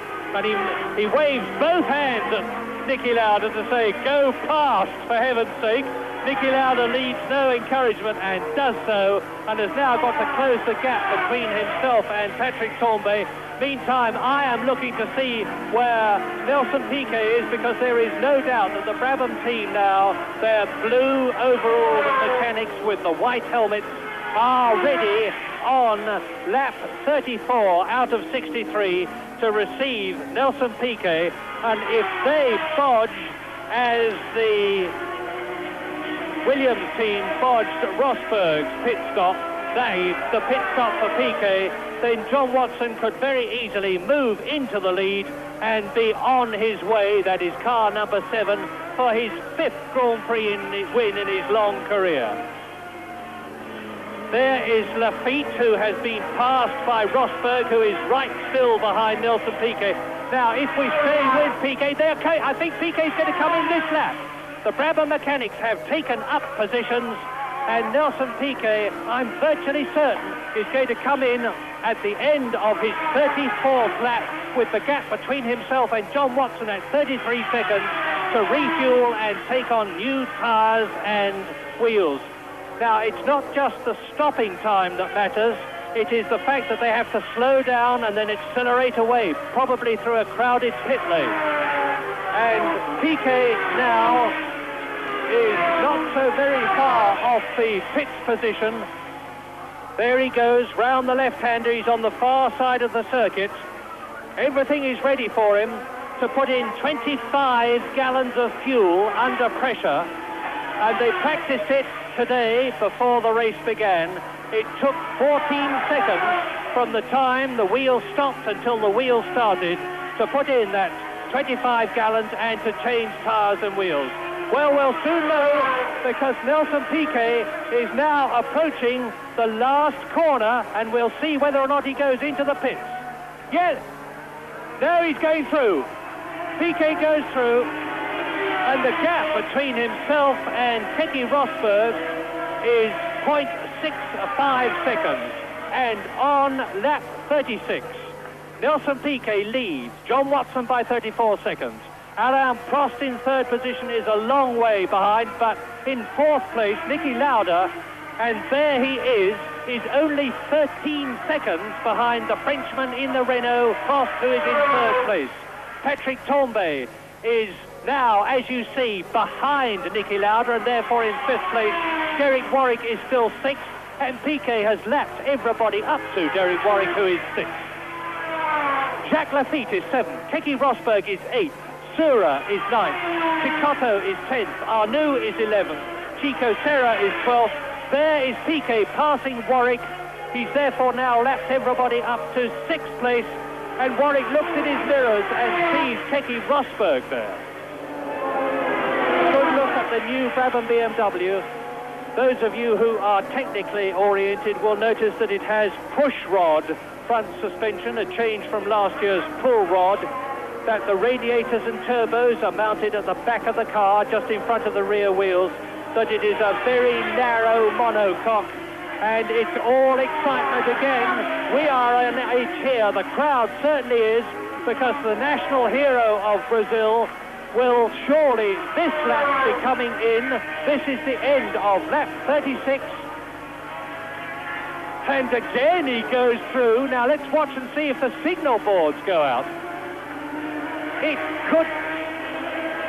Piquet's car sounding a tiny bit flat as he goes down the straight there. Let's see if Keke Rosberg makes up any time and distance on him. Piquet could, of course, be sandbagging. We know that he has the intention to come in, but there are the positions. Piquet, Prost, Lauda, so it's Brabham, Renault. Why have they got John Watson down in 7th place? That is quite wrong. Take no notice of that caption. It's wrong. John Watson is still in 2nd place, which gave us a nasty twinge there. Something has gone amiss with the equipment, subject to confirmation. There is René Arnoux. Behind René Arnoux in the Ferrari is Chico Serra, the Brazilian who has been held back all last season and the season before by having inadequate Fittipaldi equipment in the form of a motor car that didn't work at all reliably. And Chico Serra is a much better driver than people give him credit for, and you can see that from the way he is challenging René Arnoux, who is in 11th position. And they're both coming up behind Manfred Winkelhock. And Watson is in trouble. Watson has disappeared. That's tragic news. John Watson is off our lap chart now as René Arnoux passes Winkelhock. Alain Prost then, who won 2 Grand Prix, including this one, has moved, last year, has moved up into 2nd place again. Alain Prost 2nd. Piquet leads, and Piquet now has got enough of a lead over Alain Prost to be able to make a comparatively leisurely pit stop and still retain his lead. Lauda is in 3rd place. Yes, so long as he doesn't stay out there too long and run out of fuel. I don't know whether he's actually been called in yet, but I think one would certainly expect him to stop by now. Lauda looks a good chance to catch Prost before the end of the race and have a challenge at him. But what a big disappointment for John Watson after driving such an exceptional race, and he really was in a position to come out pretty level with Piquet for the lead of the race. Recap on who's been out. Patrese is out of the race. Eddie Cheever's been into the pits. Bruno Giacomelli is out of the race. Corrado Fabi is out of the race. Jerrier's been into the pits. Keke Rosberg is down now. Out. He's back in the points. He's back in World Championship points. He's in 5th place. And there, I don't know whether the producer knows any more than we do, but there are the Brabham team indubitably ready to receive their #1 man, and the only man in a Brabham BMW is out on the circuit, race leader Nelson Piquet, who is on his 38th lap. And now, on lap 38, the race order is Nelson Piquet leads, Prost is 2nd, Lauda in the Marlboro McLaren is 3rd, Torbay is 4th, Rosberg is 5th, Derek Warwick is still in World Championship points in 6th position, and Nigel Mansell is 15th. Dritter hinter Piquet und Prost vor Tambay und Rosberg, und sein Rückstand auf Alain Prost wird geringer. Folgerunde hat Lauda 4 Zehntel aufgeholt, jetzt wieder etwas mehr. Lauda nur noch 9,2 Sekunden hinter Prost. Wir sind in der 38. Runde. 9,2 Sekunden trennen Lauda vom zweitplatzierten Alain Prost. Und 5,3 Sekunden hat er bereits Vorsprung auf den viertplatzierten Patrick Tambay. Piquet ist im Augenblick für Lauda unerreichbar. Der Ex-Weltmeister führt mit 1 Minute 16 vor Prost und 1 Minute 25 vor Lauda. Lotus, vorne der Lotus Ford und dahinter Elio De Angelis. Beide werden jetzt von Piquet überrundet. beide zum zweiten Mal den Menzel ist 15. 4 Fahrer nur noch in der gleichen Runde, Piquet, Prost, Lauda, Tampe. Scary moment, that fire in the Rosberg crew, but apart from lost time, it has no apparent ill effect on his performance. And the placings at lap 39, Piquet, Prost, with Lauda catching Prost in 3rd position, Tambay, Rosberg and Warwick. Now it's back to James Hunt and Murray.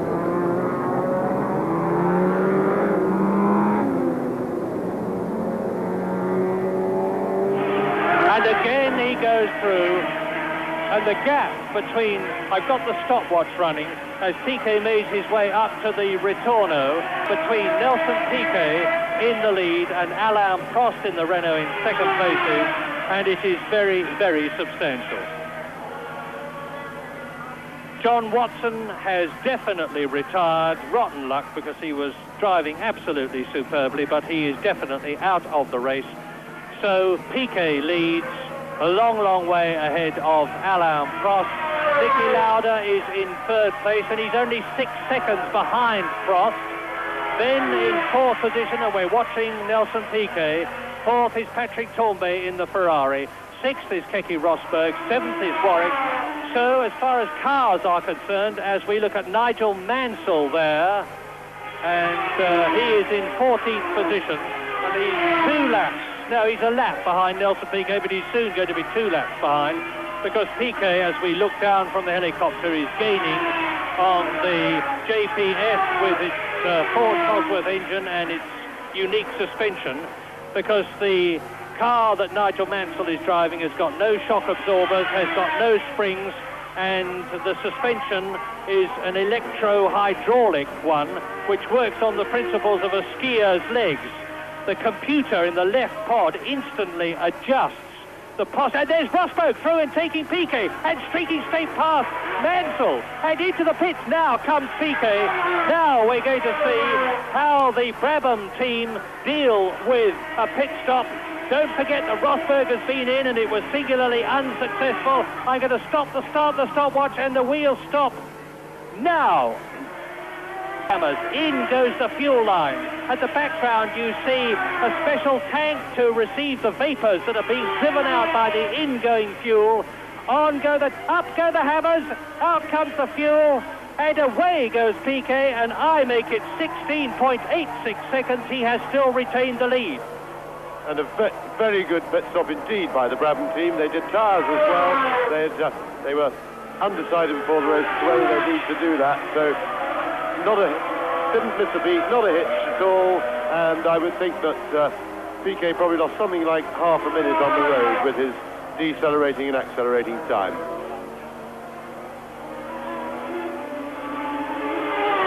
Well, into his 42nd lap goes Nelson Piquet, and the interest now is Niki Lauda going to catch and pass Alain Prost, behind whom he is now only 5 seconds. There's Piquet. Now Piquet is on his 41st lap. He has therefore got 22 to go. He's got a very secure lead. There is his ecstatically happy Brazilian crowd of countrymen watching him. And Nelson Piquet will of course be out for revenge after last year, when after battling all the way, first with the late Gilles Villeneuve in the Ferrari, who went off at this very corner, incidentally, when Piquet was passing him, and then with Keke Rosberg, Piquet won with Rosberg second, only both of them to be excluded because their cars were underweight in comparison with the regulations. As a result of that, Alain Prost, who is second in this race, moved up to be adjudged the winner last year. There is Derek Warwick. Now the Turbo Tolman, that's the new car, very distinctive shape with radiators in front of the front wheels, special fairing, and there is Prost and Lauda. This is the battle for second place. Are we going to see a change? Niki Lauda right up with Alain Prost, and he's clawed back about 10 seconds, and that's Salazar's car. Salazar's marks in the pits John McDonnell's team. And what a pity we've left the battle for second place between Prost and Lauda, because Niki Lauda, grizzled campaigner and tactician that he is could still win this race. I know that Piquet has been in and taken on fuel and taken on new tyres, but don't forget that Riccardo Patrese, his teammate, has got out of the race, and there is Lauda going through to take second place from Prost, or is he? No, Prost holds it, and Lauda holds it, and up into second place. This is the second time a Marlboro McLaren car has been in second place in this Brazilian Grand Prix of 1983. But where it was John Watson before, it is now Niki Lauda, who has his trainer Willie Dungle with him, who's advised him on diet, has advised. There he goes again. Replay of Niki Lauda passing Alain Prost. So the new race order on lap 42 is Nelson Piquet leading, Alain Prost down to third, Niki Lauda up to second, Patrick Tambay is fourth, Keke Rosberg is fifth. Last man in the World Championship points is Derek Warwick, who has yet to score a World Championship point in his career. Seventh is Mark Fura, eighth is Lafitte, ninth is René Arnoux, in 10th position is Serra, 11th is Chiva, 12th is Cicotto, 13th is Sullivan, 14th is Mansell, 15th is De Angelis, 16th is Winkelhoff, and in 17th place Eliseo Salazar, who is 3 laps behind the leader. Niki Lauda driving magnificently. Well, I'll put the watch on the gap between Lauda, who is now up to Salazar, and Piquet to see what the gap is. But really, I think Nelson Piquet can pace himself home now as Niki Lauda goes through and completes the lap. And in the short distance, since Niki Lauda passed Alain Prost, he has pulled out a 3.5 second lead over the Frenchman. So Lauda is really on his way, with the fuel load getting lighter, his tyres good for the race distance, and that is Eddie Cheever. Eddie Cheever's blown it. The Renault is out with the usual trouble from the look of it, a blown turbo. Look at the flames from the left rear, the right rear as you look at it. And Eddie's looking at it in his mirror, and he's decided that now is the time to leave, and he's going to stop the car. He pulls in behind Corrado Fabi's Osella, and he's going to be out of that cockpit like a jackrabbit. Although the flames have subsided, Eddie Cheever by no means the luckiest of drivers, and there is Piquet. Eddie Cheever was in his 40th Grand Prix. He drove for Osella in 1980, for Tyrrell in 1981, for Talbot last year. So in 4 years he has driven for 4 teams. Piquet leads, Lauda second, Prost third, Tambay fourth, Rosberg in 5th position, and Mark Fura in 6th position. Where is Derek Warwick? Derek Warwick is down to 7th place. He's out of the pits. The underrated Mark Fura seemingly recovered from his tummy bug. There is Cheever, despondently walking home. At least he's got the pleasure of being able to take his crash helmet off and loosen his overalls and cool down a bit. As Piquet goes through, well, into the left-hander goes Nelson Piquet with a good lead. Gründen nicht Derek Warwick, sondern Eddie Cheever, der neue Fahrer Nummer 2 im Team von Renault. Und im Gegensatz zum vorigen Jahr, als es ja die Stallduelle zwischen Prost und Arnoux gegeben hat, klare Nummer 1 Position für Prost in diesem Winter. Eddie Cheever ist Nummer 2, muss also immer zurücktreten, wenn es um das bessere Material, den besseren Motor, die besseren Reifen oder so etwas geht. Piquet hat natürlich sehr profitiert vom hervorragend gelungenen Boxenstopp.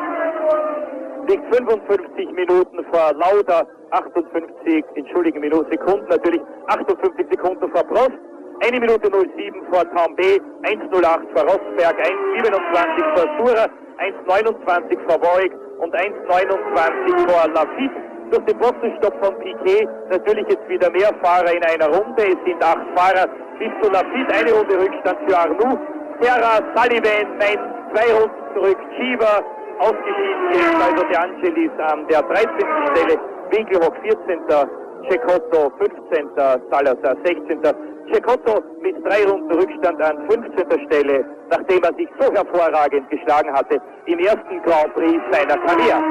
Cecotto 1975 zum Motorrad Grand Prix Sport gekommen hat auf Anhieb in den 200-Meilen-Rennen von Daytona und Imola geglänzt, war in Imola Sieger, in Imola Dritter, war in Dayton Sieger, kam dann zum ersten Mal auf eine europäische Grand Prix Strecke nach Le Castellet und hat dort den berühmten Giacomo Agostini auf Anhieb geschlagen, nachdem man ihm There are still 18 laps to go.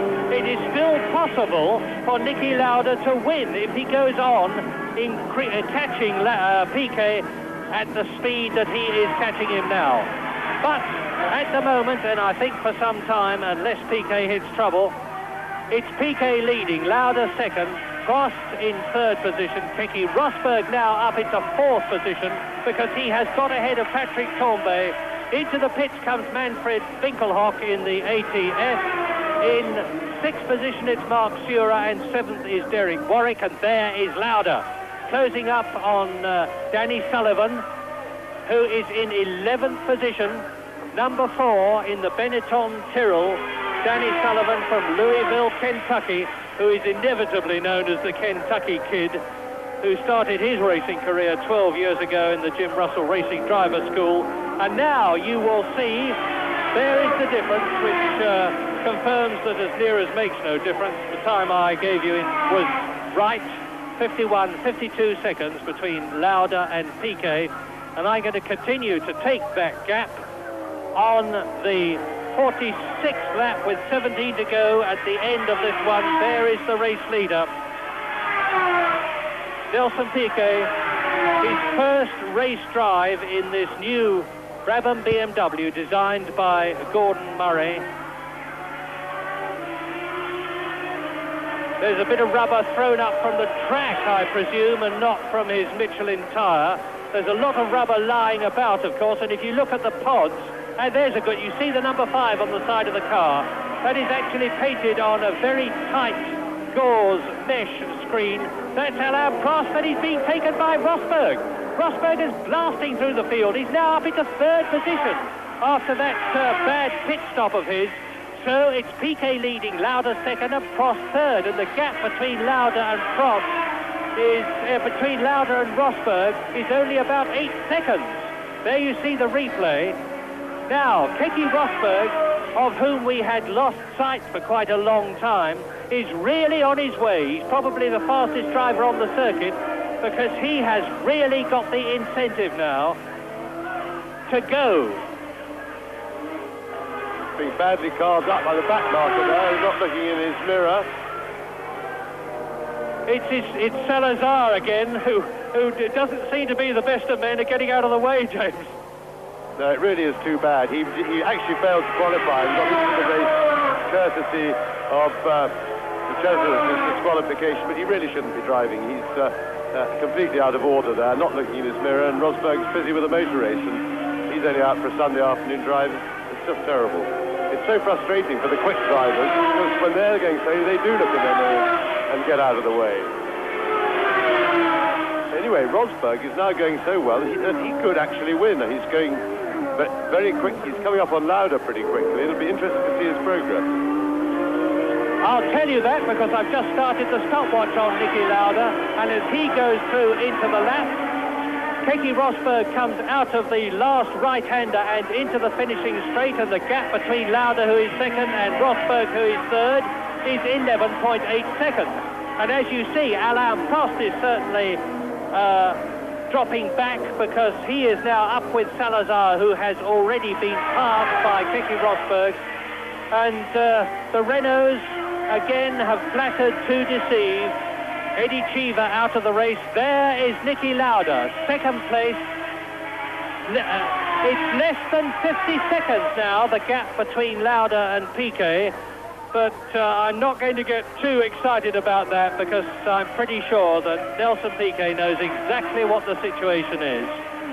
Bernie Ecclestone will be giving him pit signals. There is René Arnoux in his first drive in the Ferrari, and he is in 10th position. In fact, on lap 48, Piquet leads, Lauda second. We're looking at Arnoux. Rosberg is in 3rd position.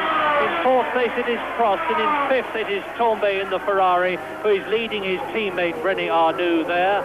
In 6th position, last in the World Championship points, Mark Surer. 7th Lafitte, 8th Warwick, who's dropped down 2 places. 9th Arnoux, 10th Serra, 11th Sullivan, and up into 12th place now has come Nigel Mansell. And it's a good point, I think, to say this is the first Grand Prix of 1983 in which the revised car specification rules apply. Look closely at between the front wheels of Arnoux's Ferrari and rear wheels, and where the skirts used to be running alongside, and the man who's challenging him, incidentally, is Chico Serra, who's giving him absolutely no mercy at all. Chico Serra battling with René Arnoux for 9th position. And there is Nelson Piquet with Johnny Cecotto behind him. Cecotto is in 16th place in the Theodore. And I was saying that this is the first Grand Prix for the new regulations. Lighter cars, minimum weight down to 540 kilograms.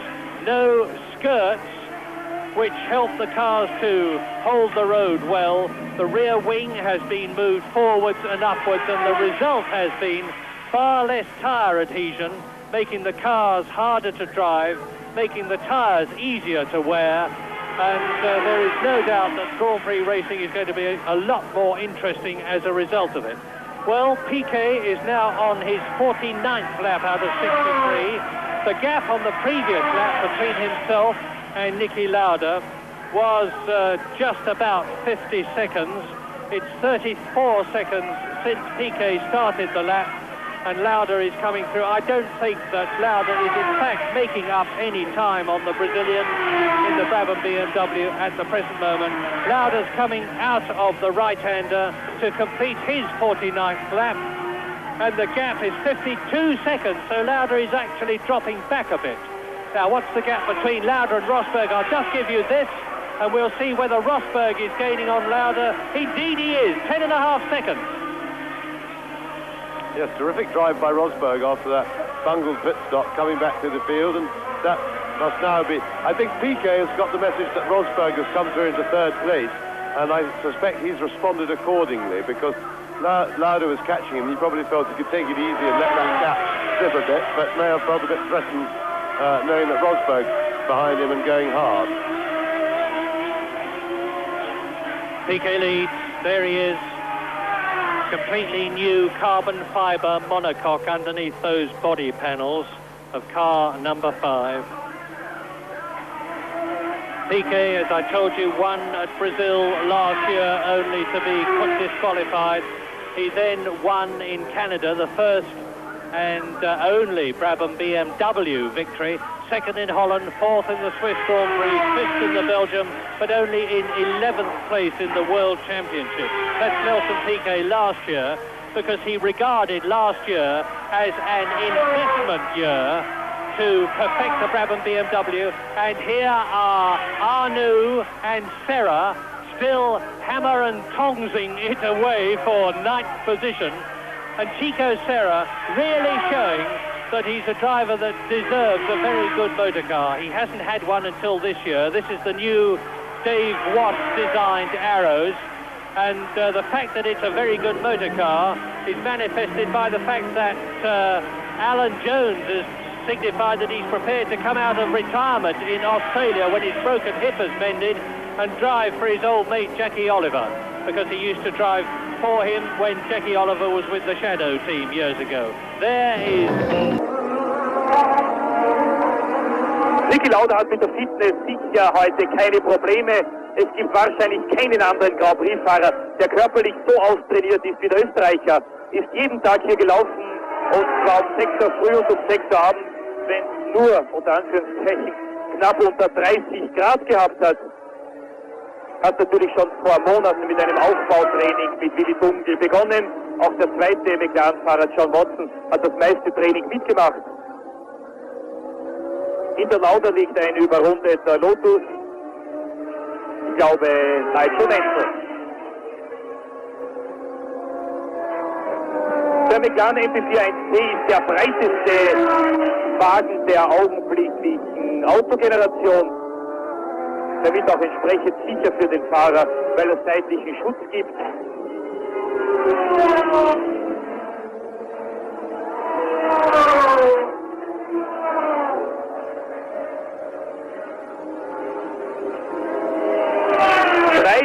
Runden noch, hat man in der Box ausgerechnet.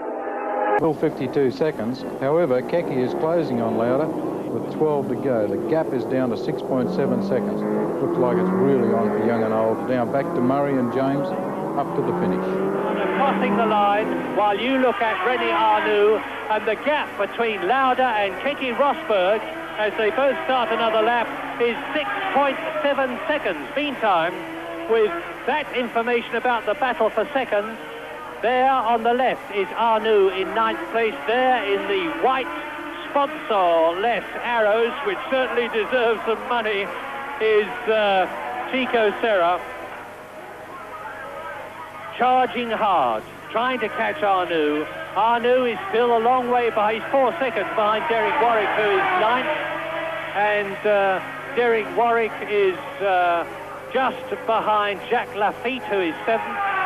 Mark Sura is in 6th position, so Jackie Oliver must be absolutely delighted. His two team cars, one of which we're looking at on the right, are in 6th place. That's Mark Sura in the World Championship points, good for the prize money, and Chico Serra, who is in 10th place. Meantime, we are with Nelson Piquet, as you see Derek Warwick there, and Derek Warwick in the turbocharged Tolman in 8th position is on. Now we are looking on lap 52 out of 63 at race leader Nelson Piquet, who is 52 seconds ahead of Niki Lauda, second, who is about 5 seconds ahead of Keke Rosberg, who is gaining on him. Then there is Alain Prost, 4th, Patrick Tambay, 5th, Mark Sura, 6th, and that's the World Championship points men. There is Piquet closing up on Nigel Mansell, who is in 12th position, ahead of Johnny Cecotto, number 34, the Venezuelan, second in the Formula 2 European Championship last year, Cecotto, and he's driving superbly. He is in 16th place, and his teammate Roberto Guerrero is either out of the race or well down the running order at the present moment. Piquet, this is the corner where he took the lead last year, where he's very much in the lead this year. Johnny Cecotto is holding on to him extremely well. Piquet in the Brabham BMW Turbo, which in race trim he's got about at least 600 horsepower under his right foot, whereas Cecotto will have about 500 if he's lucky, and he's holding on to Nelson Piquet, the world champion of 1981. I'm looking, as you look at Piquet, across the circuit to see where Niki Lauda is and what the gap is between Niki Lauda and Rosberg, and I hope they show you as Manfred Winkelhock passes Elio De Angelis. We haven't seen anything of him before, and Danny Sullivan is shaping up to pass Elio De Angelis, who is in 13th place. Rosberg is gaining hand over fist on Niki Lauda and could soon be up into 2nd place. Well, I mustn't distract you by telling you about something you can't see. You're looking at Danny Sullivan on the right in the green Tyrrell, and I hope to goodness we get back with it. There they are. The gap is 1.1 seconds now. This is the battle for 2nd place between double world champion of 1975 and 77, Niki Lauda, and Keke Rosberg. Yes, I think you'll find that Rosberg, if he can catch Lauda before they get to the main straight, there are about 2 or 3 corners to go, getting closer, he should be able to get a slipstream and tow past Lauda on the straight, get into that hole in the air made by the car in front. get what the Americans call a slingshot at it. They've also, incidentally, of course, closed up a little bit on Piquet while they've been backing away. This is rather boring. We'd much rather see the battle for second place. Here we are, and now here we are coming onto the main straight, and Rosberg is perfectly placed to get a little bit of a toe off Lauda and sweep past him as they come down. McLaren's very fast in the straight, but Rosberg's got the inside line for the corner, and there goes Keke Rosberg into second place. What a magnificent drive for Keke Rosberg, who was let down by the lack of practice of his teammate. Here we see it again. Niki Lauda can see Rosberg. You see him in the mirrors. He just drives straight down. Rosberg zaps out from underneath the rear wing of Lauda's car and moves up in the process into second place, having led the race for quite a long time, having been into the pits, having lost at least a minute due to that fumbled pit stop when a blowback actually set fire to the car, and when the lack of practice. So Rosberg is starting a new lap. He is into lap 54. The race order is Piquet, who is now 48 seconds ahead of the man you are looking at, Keke Rosberg, the reigning world champion, pole position when this race started. In third position now is Lauda. Fourth is Tombe, who is now ahead of Alain Prost. And in sixth position is Marc Surer. So there's a bit of a reshuffle going on, but Keke Rosberg, undoubtedly the fastest man on the circuit. Look at how he has pulled away from Niki Lauda. I wonder in the remaining laps, no, there are only 9 laps to go, and unless Piquet, who looks serene and sure there, strikes trouble, and there's no sign of that happening at the present moment as we look at Derek Warwick coming out. And I'm starting the stopwatch. There is the board which gives the information to Nelson Piquet that he wants, that he is in the lead. There's the enormous Brazilian crowd on the left. He goes into the fourth gear ritorno at some 145 miles an hour. Up to Pache, the left-hander named after his countryman Carlos Pache, that's third gear. Accelerate up into top, 47 seconds just over between Rosberg and Piquet. Rosberg is gaining but not fast enough. Now into the Novata, the fourth gear, 145 mile an hour circuit bend. Now the second gear Norte, which leads into the second part of that left-hander, then into the long straight. And Arnoux and Serra are still at it for 9th position, with Derek Warwick in 8th place, with Lafitte 7th, Surer 6th, Prost 5th, Tombe 4th, Lauda 3rd, Rosberg 2nd, and Nelson Piquet the race leader. Ferrari there. And there's the gap. Look at the gap between Tombe and Prost, you see. Tombe has got ahead of Prost and is pulling away from him.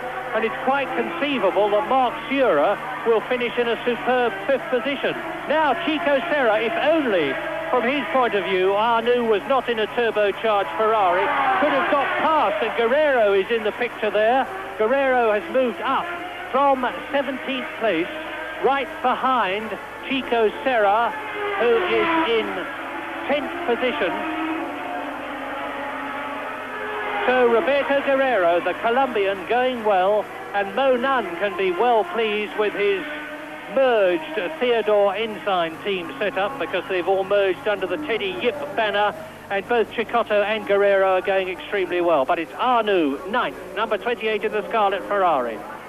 Chico Serra, a superb 10th in the Ford Cosworth-powered Arrows. He's standing in for Alan Jones. Chico Serra is certainly going to drive at Long Beach, and we expect Alan Jones to be back in the Arrows if Jackie Oliver can raise the money for the French Grand Prix, the 3rd Grand Prix of 1983. The gap is coming down between Piquet and Rosberg. It is now down to just over 44 seconds, but Piquet has only got 7 laps to go, including the one he is on, to win the for the second year in succession, the Brazilian Grand Prix, and there would be little likelihood, indeed no likelihood, of Piquet losing that first place this year as a result of a rule infringement. Although there is a very interesting situation this year as we continue to watch Arnoux in the Ferrari, Serra in the Arrows, and Guerrero in the Theodore, battling now for 9th position, 9th, 10th and 11th, these three. But the interesting position I was telling you about is that the new minimum weight limit of 540 kilograms for the car, plus the driver's weight, is tested in practice and at the end of the race. And if the combined weight of the car and the driver is below that which is allowed, then he's excluded. So, of course, Piquet's car will be weighed at the end of the race, but in practicing yesterday, the Brabhams were well over the minimum weight limit, and knowing Gordon Murray, the team manager and car designer, I'm quite sure that they will be, or rather Piquet's car will be well over the minimum weight limit at the end of this race. Nelson Piquet immaculately driving on his 57th lap now. The gap is down to just under 43 seconds. As we look at Salazar again being caught by Nelson Piquet. Let us hope that we don't have a repetition of the German Grand Prix at Hockenheim last year. And Piquet will be watching Eliseo Salazar very carefully indeed. Here are Danny Sullivan, who is 11th, Alain Prost, who is 5th, and Mark Surer there, right behind Alain Prost. And there is Surer trying to take Prost. Jacques Lafitte is up. Jacques Lafitte is up ahead of Prost. Jacques Lafitte is up into 5th position. Mark Surer is up into 6th place. And out of the World Championship points goes Alain Prost. Now, well, there, in one giant leap, straight past Alain Prost goes Jacques Lafitte, who looks as though he's going to finish in the points, and Mark Surer, who makes to pass Prost there, who slams the door, but Mark Surer subsequently got past, and the race order now on lap 58 out of 63 is Nelson Piquet leading by Keke Rosberg by 39 seconds and a half. Rosberg gaining, but not fast enough. Niki Lauda still in 3rd position. Patrick Tambay still 4th. Now 5th, Jacques Lafitte. Now 6th, Mark Surer. Now 7th, Alain Prost. Now 8th, Derek Warwick. 9th, Arnoux. 10th, Serra. 11th, Sullivan. In 12th position, Nigel Mansell.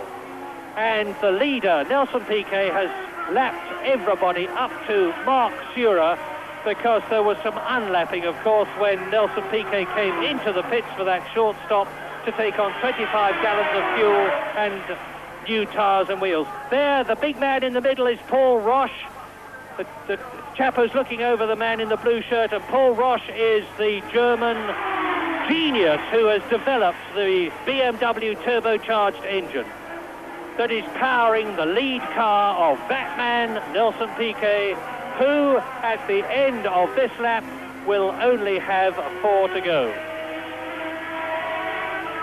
Well,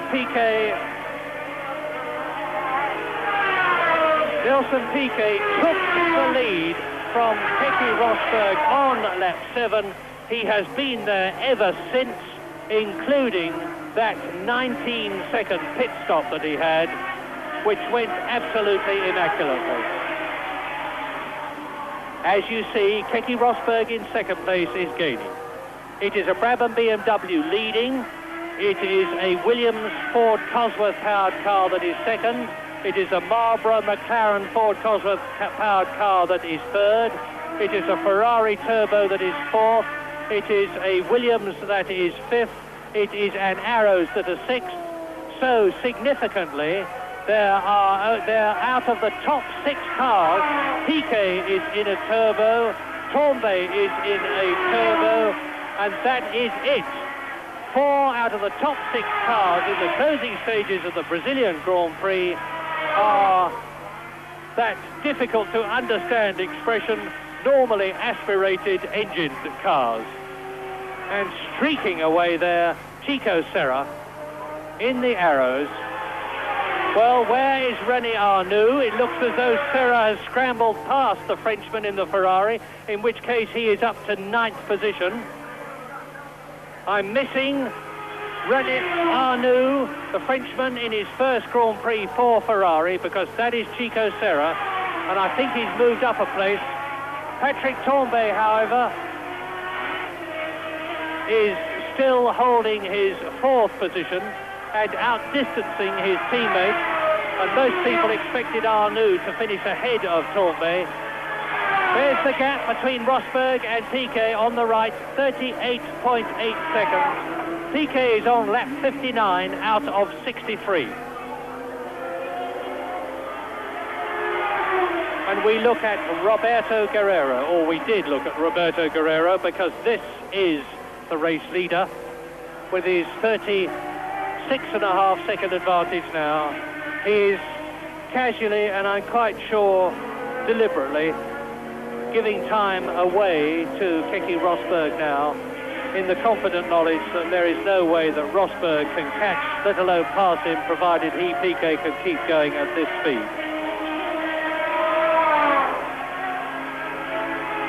James, you've been keeping a weather eye open. Any views on the situation in the closing stages of this Brazilian Grand Prix?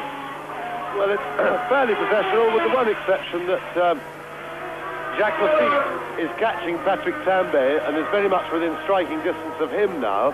But whether he'll be able to do anything about it against the power of the turbocharged Ferrari engine over the last few laps, they must all be pretty tired by now. It's a hard circuit, this, on the drivers physically, very twisty, and although the weather has been kind in that it's a lot cooler than it was during practice, it's still very hot in those racing cars. So they'll be pretty tired. The beat's pretty tough, though, and he can keep going, and he's about 15-20 lengths only behind Tambay, and he'll be looking for those extra points if he can possibly do it. Super race by Nelson Piquet, who we see here now just cruising to what he hopes is a well-deserved victory. He's driven extremely well, he qualified well, and as one would expect of a man of his talents and ability, he's risen fully to the occasion of his home Grand Prix, and it must be very nice to be winning it for the 2nd year running. Rosberg, well, that was really a shame with the Williams pit stop, and that blew an potentially exciting finish to the race. And of course, we very sadly lost John Watson. We don't know why. He stopped somewhere out on the circuit. Obviously a mechanical problem, one would imagine, because he was having a wonderful race and really going very well indeed. So that was a great pity to lose him. But I think we've got a pretty interesting season ahead of us. What with normally aspirated cars, turbocharged cars, pit stops here, not doing pit stops there. We've got plenty of excitement and action to come. It got a little bit processional here in the second half of the race, but we had a very exciting first half, and mainly livened up by Watson's terrific progress. Well, Keke Rosberg there is about 35 seconds behind Piquet as he comes up to catch Roberto Guerrero, who is in 17th place. Actually, Guerrero is well down because he's 10 laps adrift. He's been into the pits, and Rosberg comes up, and Guerrero is behind Winkelhock, and Rosberg will be very anxious about getting past the Chilean and the German, because they are, of course, holding him up. But the real interest now is Lafitte catching Tambay. Lafitte has, in fact, just caught and passed Tambay. Neither of us saw it. I don't know where he did it, but he's now away, so Lafitte has moved up into 4th place.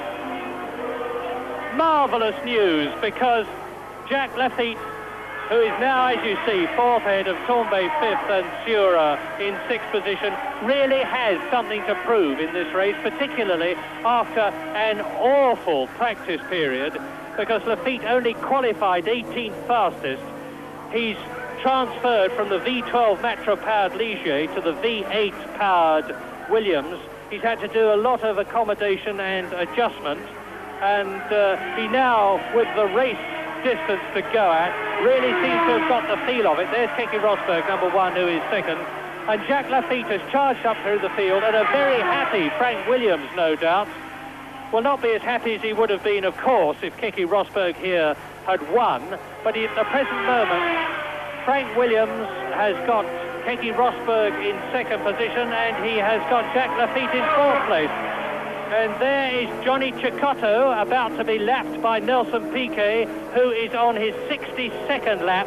So it's the last lap but one. And I'm quite sure Nelson Piquet will be saying to himself, I'm going to let this lot get on with it, because there is absolutely no need for him to try and pass them, because Prost, who is in 7th place, is nearly a full lap behind Piquet, and Cecotto, who is in 14th place, is about 4 laps behind Piquet, albeit just in front of him on the circuit. So there is Nelson. He's just got to come in and at the end of this lap to go through and start his 63rd and last tour of 3.13 miles, and he does it now. Rosberg, a magnificent drive. The men of the race, certainly Nelson Piquet, who hasn't put a wheel wrong. Keke Rosberg, well, he didn't put a wheel wrong. It wasn't his fault that the pit stop went wrong, and it would have been very interesting to hypothesize about whether Rosberg could have won if he'd had as good a pit stop as Nelson Piquet. I suspect not, in which case Rosberg is finishing in second place where he would have finished anyway.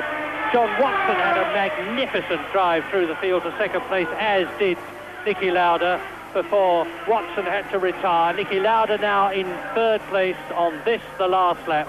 Jacques Lafitte has driven superbly in the closing stages, and now Nelson Piquet is lapping Alain Prost, who is down to 7th place, and there is the sure sign as the Brazilian passes the crowded grandstand for the last time that he is on his way to an official victory, this time after the bitter disappointment that he suffered here at Rio last year, when, having won, got up on the rostrum with Keke Rosberg in second place and Prost third, passed out, fainted, because Piquet fainted from heat exhaustion on the rostrum last year, but took the winner's laurels only to have them literally taken away from him for a technical infringement of the rules, nothing to do with driving, and the bitter disappointment of losing victory in his home country and 9 World Championship points. Well, that is not going to happen this time, because there is the win for Nelson Piquet, and he claps his hands to return the applause. He passed Alain Prost. Now we wait for the second place man after an equally storming, superb drive, Keke Rosberg, who will get 9 points for finishing in that second place, and he crosses the line now to take 6 World Championship points. Keke Rosberg finishes second. Now the gap before Niki Lauda. Des technischen Regelmaß. Mit einem Sieg, erster Piquet 9 Punkte, zweiter Keke Rosberg, der Vorjahrsweltmeister 6 Punkte, dritter Niki Lauda, der Österreicher 4 Punkte, vierter Lafitte 3 Punkte, fünfter Tambay 2 Punkte und sechster Suhr 1 Punkt.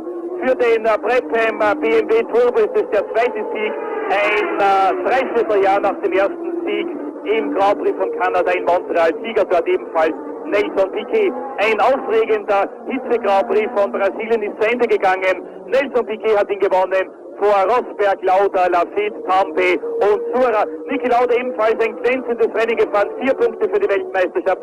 Sein bestes Rennen, sein bestes Ergebnis seit dem Grand Prix der Schweiz in Dijon. Lauda fuhr taktisch enorm clever, hat sich am Anfang auf den 11., 12. Platz zurückfallend aus den harten Positionskämpfen bei drückender Hitze und bei enormer Luftfeuchtigkeit, bei Temperaturen von weit über 40 Grad herausgehalten, hat dann im richtigen Augenblick angegriffen, hat dann die Renault, hat dann die Ferrari Turbo der Reihe nach überholt und wurde nur von einem einzigen Turbofahrzeug besiegt, nämlich dem Brabham BMW von Nelson Piquet. Geschlagen allerdings auch von Keke Rosberg, dem Weltmeister mit dem Williams.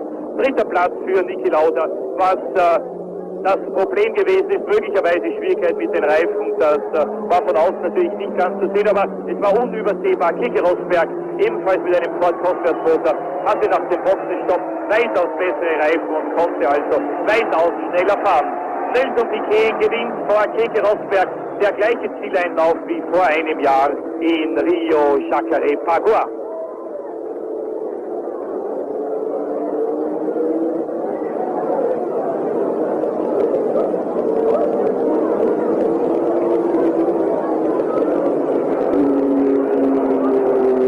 Piquet und Rosberg, beide waren an den Boxen. Der erste Fahrer, der den Grand Prix ohne Boxenstopp durchgefahren ist, Niki Lauda, an dritter Stelle mit einem Rückstand von etwa 52 Sekunden, also weniger als eine Minute, auf den Sieger Nelson Piquet. 6 Autos nur in der gleichen Runde, Piquet, Rosberg, Lauda, Lafitte, Tambay und Zura, je eine Runde Rückstand Prost, Warwick, Serra, Arnoux, Sullivan, 2 Runden Rückstand Menzo, 3 Runden Rückstand De Angelis und Cecotto, 4 Runden zurück Salazar und Winkelhock und an der 17. Stelle mit 10 Runden Rückstand nicht mehr gewertet Roberto Guerrero.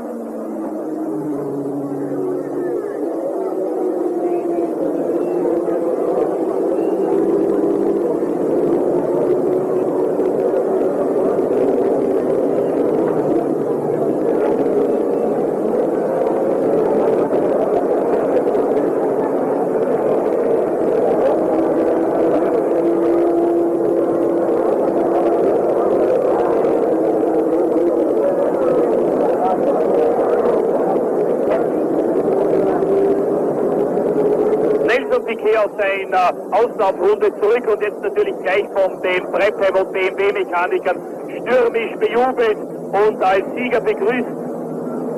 Ein großartiger Sieg für Piquet in seinem Heimat-Grand Prix von Brasilien.